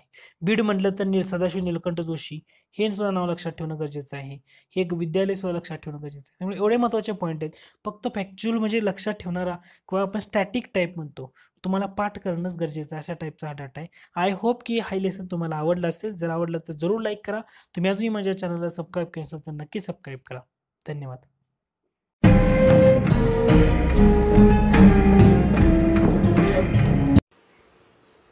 Hello friends, welcome to MPSC trick channel. मी अजय कुमार गोसावी. आज आपण तात्याच्या ठोकळा या सिरीजमधला पुढचा भाग पाहणार आहोत, तो म्हणजे असहकार चळवळ आणि सविनय कायदेभंग चळवळ. याचा अभ्यास करताना महाराष्ट्र रिलेटेड कोणत्या महत्त्वाच्या गोष्टी आहेत ना त्याच्यावर फोकस करणार आहोत. आणि याच्यावर बऱ्याच वेळा परीक्षेला प्रश्न विचारून झालेला आहे. कोणत्या टॉपिकवर आणि कसा प्रश्न विचारला जातो तेही तुम्हाला सांगणार आहे. आणि यामध्ये कोणत्या गोष्टीवर तुम्ही ट्रेस करायला हवा तेही तुम्हाला मी समजून सांगणार आहे. दुसरं म्हणजे तुम्ही जर माझ्या चॅनलला सबस्क्राईब केलं नसेल तर नक्की सबस्क्राईब करा आणि सबस्क्राईब केल्यानंतर समोर जे बेल आयकन दिसते त्याच्यावर क्लिक करा. तर आज काय करूया, वेळ न दौडता आपण आपल्या लेसनला सुरुवात करूया. आपल्या लेसनमध्ये ना पहिला पॉईंट आहे ते म्हणजे असहकार चळवळीतील महाराष्ट्रातील प्रमुख नेते कोणते. परंतु हे प्रमुख नेते पाहताना दोन गटामध्ये पाहायचे. पहिलं म्हणजे टिळकांचे अनुयायी कोणते आणि दुसरा गट पाहायचा आहे की विदाऊट टिळकांचे अनुयायी कोणते, म्हणजे काँग्रेसच्या प्रतिष्ठेसाठी ज्यांनी असहकार चळवळीला पाठिंबा दिला अशी लोक कोणती हे आपल्याला पाहायचं आहे. आता अगोदर पाहणार आहोत की असहकार चळवळीतील महाराष्ट्रातील नेते पण जे टिळकांचे अनुयायी होते. त्याच्यामध्ये ना महत्वाची 5-6 नावं आहेत, ती एवढी लक्षात ठेवणं गरजेचं आहे. पहिलं महत्वाचं नाव येतं ते म्हणजे शिवराम परांजपे, दुसरं येतं गंगाधर देशपांडे, तिसरं नाव आहे काकासाहेब खाडिलकर, चौथं नाव आहे वासुकाका जोशी, पाचवं नाव आहे हरिभाऊ फाटक आणि सहावं नाव आहे चिंतामणराव वैद्य. हे सर्वच्या सर्व टिळकांचे अनुयायी होते. प्रश्न कसा लक्षात घ्यायचा आहे घ्या. असहकार चळवळीतील महाराष्ट्रातील नेते परंतु जे टिळकांचे अनुयायी होते ते कोणते? शिवराम परांजपे, गंगाधर देशपांडे, काकासाहेब खाडिलकर, वासुकाका जोशी, हरिभाऊ फाटक आणि चिंतामणराव वैद्य. हे 6 लोक आहेत की जे टिळकांचे अनुयायी होते, असहकार चळवळीला पाठिंबा दिलेले. परंतु अशी काही लोक होती की ज्यांनी काँग्रेसच्या प्रतिष्ठेसाठी फक्त असहकार चळवळीला पाठिंबा दिला, म्हणजे त्यांच्या इच्छेविरुद्धात केवळ काँग्रेसच्या प्रतिष्ठेसाठी असहकार चळवळीला पाठिंबा दिला. अशी लोक कोणती आहेत ते लक्षात घ्या. पहिलं नाव आहे अण्णासाहेब भोपटकर, दुसरं नाव आहे न.चि. केळकर, तिसरं नाव आहे बॅरिस्टर M.R. जयकर. तर हे 3 नाव आहेत की ज्यांनी स्वतःच्या इच्छेविरुद्ध काँग्रेसच्या प्रतिष्ठेसाठी फक्त असहकार चळवळीला पाठिंबा दिला. कोणती नाव आहेत? अण्णासाहेब भोपटकर, न.चि. केळकर आणि बॅरिस्टर M.R. जयकर यांनी ना काँग्रेसच्या प्रतिष्ठेसाठी असहकार चळवळीला पाठिंबा दिलेला होता. त्याच्यानंतर पुढचा पॉईंट येतो तो म्हणजे मद्यपान निषेध कार्यक्रम. आता असहकार चळवळीच्या दरम्यान ना एक कार्यक्रम खूप गाजला आणि खूप फेमस आहे. याच्यामध्ये तुम्हाला काय करायचं आहे की हा कार्यक्रम कोणत्या 4 ठिकाणी झालेला होता ना, ती 4च्या 4 ठिकाणी तुमची पाठ असणं गरजेचं आहे. मद्यपान निषेध कार्यक्रम असहकार चळवळी दरम्यान सुरू झालेला. तर ह्या एकूण 4 ठिकाणी होता: पुणे, ठाणे, धारवाड आणि मुंबई. पुणे, ठाणे, धारवाड आणि मुंबई या 4 ठिकाणी असहकार चळवळीच्या दरम्यान असलेला मद्यपान निषेध कार्यक्रम होता. पुणे, ठाणे, धारवाड आणि मुंबई हे 4चे 4 महत्वाचे आहेत. त्यातल्या त्यात जो धारवाड या ठिकाणी ना कोणत्या अधिकाऱ्यानं जमावावर गोळीबार केला होता, तर तो अधिकारी आहे पेंटर. धारवाडला किती साली? 30 जून 1920 रोजी.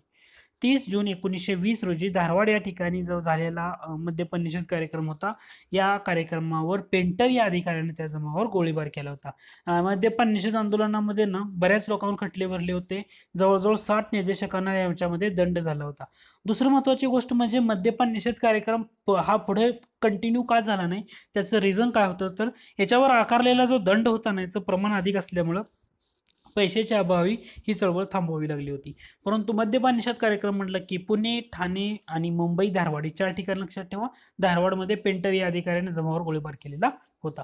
त्यानंतर असहकार चळवळीच्या दरम्यान सरकारी न्यायालयावर बहिष्कार कोणी टाकला आणि सरकारी न्यायालयात जाऊन कामकाज कोणी चालू ठेवलं हे लक्षात ठेवायचं आहे. आणि परीक्षेला ना याच्यावर बऱ्याच वेळा प्रश्न येऊन गेलाय. तो प्रश्न विचारताना जोड्या लावा या टाईपमध्ये विचारलेला आहे. कसा विचारलाय? हे अ गटामध्ये व्यक्तीची नावं दिलेली आहेत आणि ब गटामध्ये काय केलेलं आहे, त्यांचं ते ठिकाण कुठलं. आता वासुदेव दस्ताने, तर ब गटामध्ये भुसावळ असणार आहे असं. तर हे याच्यावर परीक्षेला प्रश्न येऊन गेलाय. वासुदेव दस्ताने, भुसावळ. सरकारी न्यायालयावर बहिष्कार टाकणारे वकील कोणते ते आपण पाहतोय. वासुदेव दस्ताने, भुसावळ. रामचंद्र शंकर राजवाडे, सोलापूर. रामचंद्र शंकर राजवाडे, सोलापूर. नानासाहेब देवदेकर, उंबरगाव आणि अष्टपुत्रे, सातारा. वासुदेव दस्ताने, भुसावळ. रामचंद्र शंकर राजवाडे, सोलापूर. नानासाहेब देवदेधर, उंबरगाव आणि साताऱ्याचे अष्टपुत्री या सगळ्यांनी नवीन खटला चालवण्यास नकार दिलेला होता. परंतु अशी काही लोक होती की ज्यांनी न्यायालयात जाऊन कामकाज सुरू केलं होतं, ते म्हणजे बॅरिस्टर जयकर आणि अण्णासाहेब भोपटकर. हे अगोदर आपण इथं पाहिलं होतं की ज्यांनी इच्छेविरुद्ध काँग्रेसच्या प्रतिष्ठेसाठी असहकार चळवळीला पाठिंबा दिला होता. अण्णासाहेब भोपटकर आहेत, बॅरिस्टर जयकर आहेत. आलं लक्षात? म्हणजे सर्व सरकारी न्यायालयावर बहिष्कार टाकून न टाकता कामकाज ज्यांनी सुरू ठेवलं ते म्हणजे बॅरिस्टर जयकर आणि अण्णासाहेब भोपटकर होते. त्याच्यानंतर सरकारी शाळा महाविद्यालयावर सुद्धा बहिष्कार टाकण्यात आलेला होता. तर त्याच्यामध्ये कोणते कोणते लोकांनी बहिष्कार शिकवण्याचं कार्य किंवा बहिष्कार टाकलेला होता महत्वाचं शासकीय शाळांमधून. तर त्याच्यामध्ये शंकरराव जावडेकर इस्लामपूरचे, शंकरराव जावडेकर इस्लामपूर, वि. प्र. लिमिये सांगली, बाची लागू सांगली, सखाराम भागवत महाड आणि सदाशिव कान्होजी मालवण यांनी सरकारी शाळेवर बहिष्कार टाकलेला होता. त्यामुळे हे लक्षात ठेवायचे की सरकारी शाळेवर कोणी बहिष्कार टाकला आणि कोणत्या ठिकाणामधून आहेत. शंकरराव जावडेकर इस्लामपूर, वि. लिमिये सांगली, बाची लागू सांगली, सखाराम भागवत महाड आणि सदाशिव कान्होजी मालवण यांनी सरकारी शाळेवर बहिष्कार टाकलेला होता. हा एक महत्वाचा पॉईंट आहे. त्याच्यानंतर पुढचा पॉईंट होता तो म्हणजे परदेशी मालावर बहिष्कार. आता हे गांधीजींच्या आव्हानानुसार अशा प्रकारे झालेलं होतं.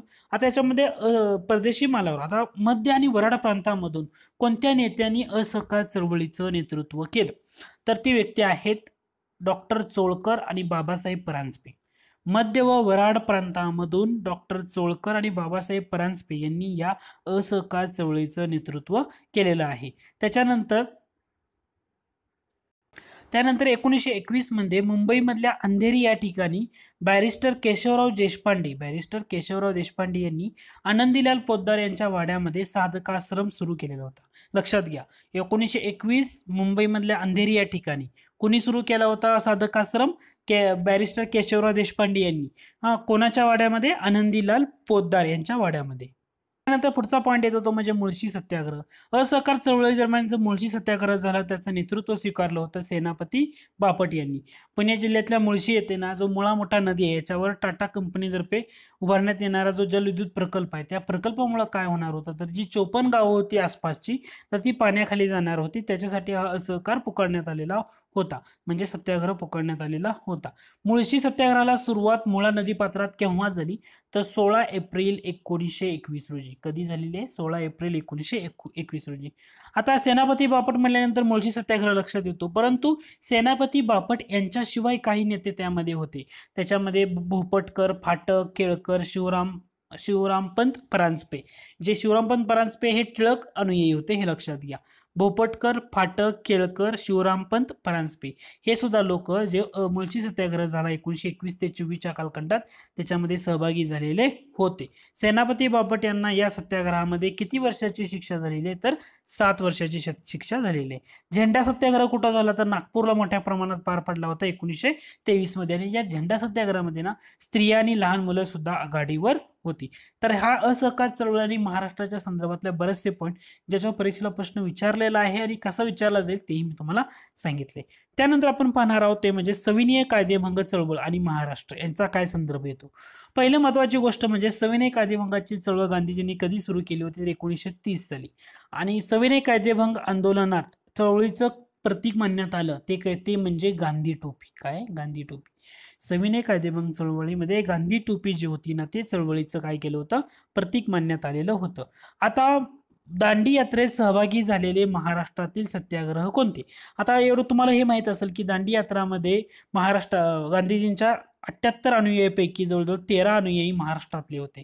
त्या 13 अनुयायीपैकी महाराष्ट्रातल्या कोणत्या व्यक्ती होत्या त्याच्यामध्ये येतात पंडित खरे, त्यानंतर गणपतराव गोडसे, बाळासाहेब खेर, केशव हरकारे, विनायकराव, अवंतिकाबाई गोखले, जमनालाल बजाज, द ना बांदेकर, स का पाटील, हरिभाऊ मोहानी, दत्ताजी दामाने आणि शामराव पाटील ही लोक काय होती तर महाराष्ट्रातून गेलेली दांडी यात्रेमध्ये सहभागी होती. म्हणजे जो दांडी यात्रेमध्ये एकूण 78 अनुयायी होते त्या 78 अनुयायीपैकी 13 अनुयायी हे महाराष्ट्रातले होते. ही नावं तुम्ही लक्षात ठेवण्यासाठी प्रयत्न करा, एक दोनदा रिकॉल करणं गरजेचं आहे. म्हणजे पंडित खरे, गणपतराव गोडसे, बाळासाहेब खेर, केशव हरकारे, विनायकराव, अवंतिकाबाई गोखले, जमनालाल बजाज, द ना बांदेकर, स का पाटील, हरिभाऊ मोहानी, दत्ताजी तामाने, शामराव पाटील.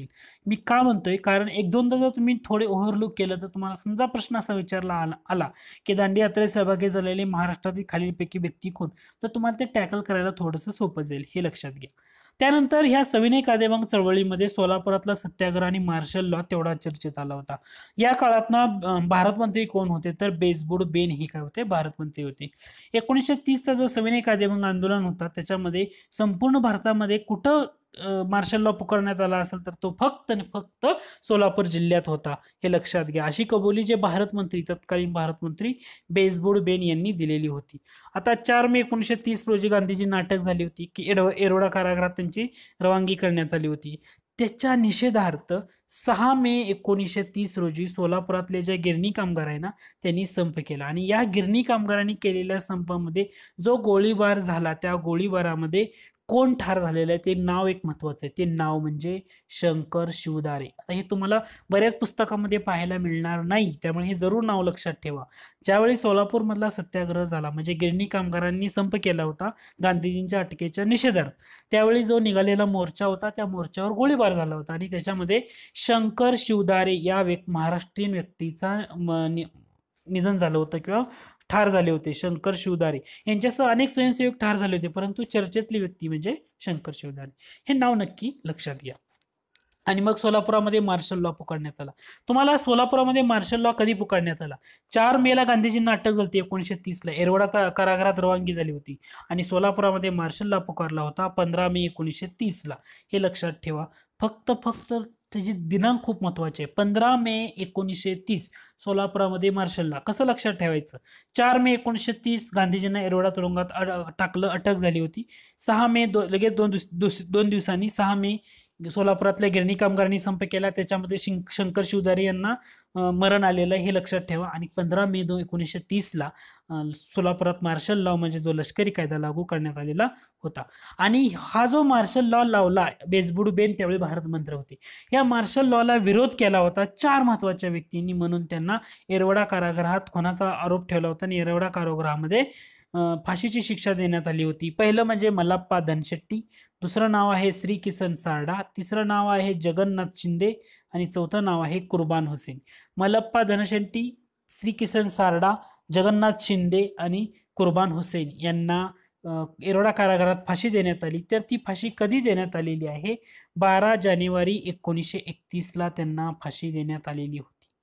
फाशी कधी देण्यात आलेली लक्षात घ्या. 12 जानेवारी 1931ला त्यांना फाशी देण्यात आलेली होती. हेही महत्वाचं आहे. म्हणून 12 जानेवारी हा सोलापुरामध्ये कोणता दिवस म्हणून सेलिब्रेट केला जातो तर हुतात्मा दिन म्हणून तो दिवस सेलिब्रेट केला जातो. हाही पॉइंट तेवढाच महत्वाचा. त्याच्यानंतर शिरोडा येथील सत्याग्रह 12 मे ते 15 मे 1930 रोजी शिरोडा या ठिकाणी म्हणजे कोकणामधलं हे ठिकाण आहे शिरोडा, या ठिकाणी मिठाचा सत्याग्रह झाला होता आणि याच्यामध्ये 583 स्वयंसेवकांनी यामध्ये भाग घेतलेला होता. त्याच्यामध्ये या शिरोडा येथील सत्याग्रहाचं नेतृत्व कोणी केलं त्यामध्ये 3 महत्वाची नावे येतात. लक्षात घ्या. शिरोडा येथील मिठाचा सत्याग्रह 12 मे ते 15 मे 1930, तारीख किती आहे? 12 मे ते 15 मे 1930 या तारखेमध्ये झालेला होता. 583 स्वयंसेवक ह्याच्यामध्ये भाग घेतला होता कोकणातील शिरोडा ठिकाणी. 3 महत्वाच्या लोकांनी याच्यामध्ये नेतृत्व केलं होतं. एक म्हणजे श्री अठल्ले, दुसरं म्हणजे आचार्य जावडेकर आणि तिसरं म्हणजे विनायकराव बुसकुटे. 3 महत्वाच्या व्यक्ती आहेत, नक्की लक्षात घ्या. श्री अठल्ले, आचार्य जावडेकर आणि विनायकराव भुसकुटे या 3 लोकांनी शिरोडा येथील जो मिठाचा सत्याग्रह झाला होता या मिठाच्या सत्याग्रहामध्ये भाग घेतलेला होता. लक्षात का ठेवायचंय? परीक्षकांना या 2 पॉइंटवर फसवलं जातं. मिठाचा सत्याग्रह शिरोडाला बी झालाय आणि वडाळ्याला बी झालाय, परंतु शिरोडा येथे झालेला सत्याग्रह 12 मे ते 15 मेच्या कार्यकाळात आहे, तर मुंबई मधल्या वडाळा येथे झालेला जो मिठाचा सत्याग्रह आहे तिथला सत्याग्रह हा 17 मे ते 1 जून यामधला आहे. या 2 गोष्टी लक्षात ठेवायच्या आहेत. शिरोडा येथील सत्याग्रह 12 मे ते 15 मे 1930, वडाळा येथील मिठाचा सत्याग्रह 17 मे ते 1 जून. तोंडपाठ असणं गरजेचं आहे परीक्षेसाठी, हा खूप महत्वाचा आहे. खानदेशामध्ये सत्याग्रह झाला का तर हो, पूर्व आणि पश्चिम खानदेशामध्ये झाला. त्यातल्या पर्टिक्युलरली शहादा जो तालुका होता त्याच्यामध्ये फेमस होता. त्याच्यानंतर पुढचा पॉईंट येतो तो म्हणजे पुणे जिल्ह्यातलं सविनय कायदेभंग. याच्यामध्ये कोणत्या कोणत्या व्यक्तीनं मिठाच्या सत्याग्रहाचं नेतृत्व केलं होतं? पुणे जिल्ह्यामध्ये ना, पुणे जिल्ह्यामध्ये लक्षात घ्या. त्यामध्ये महत्वाचं नाव येतं महर्षी विठ्ठलरामजी शिंदे. त्यानंतर केशवराव जेधे आणि धर्मानंद कोसंबी हे नाव लक्षात ठेवणं गरजेचं आहे. केशवराव जेधे पुण्यातलं म्हटलं तुम्ही सांगू शकता, परंतु महर्षी विठ्ठल रामजी शिंदे आणि दुसरं एक नाव आहे ते म्हणजे धर्मानंद कोसंबी, हे सुद्धा यांनी पुणे जिल्ह्यातल्या मिठाचा कायदेभंगाचं नेतृत्व केलं. परीक्षेला असा प्रश्न विचारला जातो, पुणे जिल्ह्यातल्या सविनय कायदेभंग, मिठाच्या सविनय कायदेभंगाचं नेतृत्व वीरा शिंदे, केशवराव जेधे आणि धर्मानंद कोसंबी यांनी केलेलं आहे. कुलाबा ठाणे या ठिकाणचं नेतृत्व SM जोशी आणि नागा गोरे यांनी केलं. कुलाबा ठाणे या ठिकाणी जो सविनय कायदेभंगाचे चळवळ झाली त्याचं नेतृत्व तिथलं SM जोशी आणि नागा गोरे यांनी केले. SM जोशी आणि नागा गोरे. आता याच्यामध्ये SM जोशींना 6 महिन्याची शिक्षा सुद्धा झालेली होती. त्यानंतर पुढचा पॉईंट येतो तो बिळशी येथील जंगल सत्याग्रह. याच्यामध्ये राजूताई कदम यांचं जे योगदान आहे ते खूप महत्त्वाचं आहे, त्यांनी दाखवलेलं धाडस. त्याचबरोबर क्रांतीचा नाना पाटील यांनी सातारा व पुणे जिल्ह्यातल्या सासवड येथे सभा घेतल्या होत्या त्या काळी. पुसदमध्ये झालेला जंगल सत्याग्रह तर तो 10 जुलै 1930ला बापूजी आणि यांच्या नेतृत्वामध्ये झाला होता. तर तोही आपल्याला लक्षात ठेवणं गरजेचं आहे. पुसदचा जंगल सत्याग्रह 10 जुलै 1930 बापूजी आणि. ठाणे येथील सत्याग्रहाचे नेतृत्व कोणी केलं होतं, तर ठाणे जिल्ह्यातल्या उंबरगाव येथील मिठाचा सत्याग्रह फेमस आहे. काय लक्षात ठेवायचं, ठाणे जिल्ह्यातल्या उंबरगाव येथील मिठाचा सत्याग्रह, त्याच्यामध्ये 2 नावं आहेत, एक म्हणजे नानासाहेब देवदेधर आणि दुसरं म्हणजे कमलादेवी चट्टोपाध्याय यांच्या नेतृत्वाखाली 5 मे 1930 रोजी ठाणे जिल्ह्यातल्या उंबरगाव येथे सत्याग्रह झाला. ठाणे जिल्ह्यातल्या उंबरगाव येथील सत्याग्रहाचं नेतृत्व करणाऱ्या 2 व्यक्ती नानासाहेब देवदेधर आणि कमलादेवी चट्टोपाध्याय. जरूर लक्षात ठेवा, खूप महत्वाचं आहे. उंबरगाव लक्षात ठेवा, ठाणे जिल्हा लक्षात ठेवू नका, नाही राहिलं ते चालेल. परंतु उंबरगाव येथील मिठाच्या सत्याग्रहाचं नेतृत्व कोणी केलं, तर ते नानासाहेब देवदेधर आणि कमलादेवी चट्टोपाध्याय यांनी केलेलं आहे. त्याच्यानंतर पनवेल जवळच्या चिरनेर या ठिकाणी सत्याग्रह झाला 25 सप्टेंबर 1930. तिथे शेतकऱ्यांनी सत्याग्रह केलेला आहे. दहीहंडा सत्याग्रह, अकोला जिल्ह्यातलं दहीहंडा गाव आहे. या दहीहंडा सत्याग्रह झाला आणि याचं नेतृत्व केलं होतं बापूसाहेब सहस्रबुद्धे. अकोला जिल्ह्यातल्या दहीहंडा येथे सत्याग्रह झालेला होता. खाऱ्या पाण्याच्या विहिरीतील पाण्याचं मीठ तयार करून कायदेभंग करण्यात आला होता आणि याचं नेतृत्व केलं होतं बापूसाहेब सहस्रबुद्धे. हे नाव लक्षात ठेवा. दहीहंडा सत्याग्रह, अकोला जिल्हा, दहीहंडा गाव आहे आणि बापूसाहेब सहस्रबुद्धे यांनी या लढ्याचं नेतृत्व केलं होतं. एप्रिल 1930 मध्ये नागपूर येथे नरकेसरी अभ्यंकर आणि यवतमाळ येथे बापूजी आणि यांच्या नेतृत्वाखाली मिठाच्या जो पुढे आहेत ना त्याचा लिलाव झाला होता. आणि या लेसन मधला सगळ्यात शेवटचा टॉपिक म्हणजे बाबू गेनू यांचं बलिदान. मूळ गाव त्यांचं आंबेगाव तालुक्यातलं महाळुंगे पडवळ, जिल्हा पुणे. तर हे सविनय कायदेभंगामध्ये काँग्रेसचे सत्याग्रह म्हणून कार्यरत होते.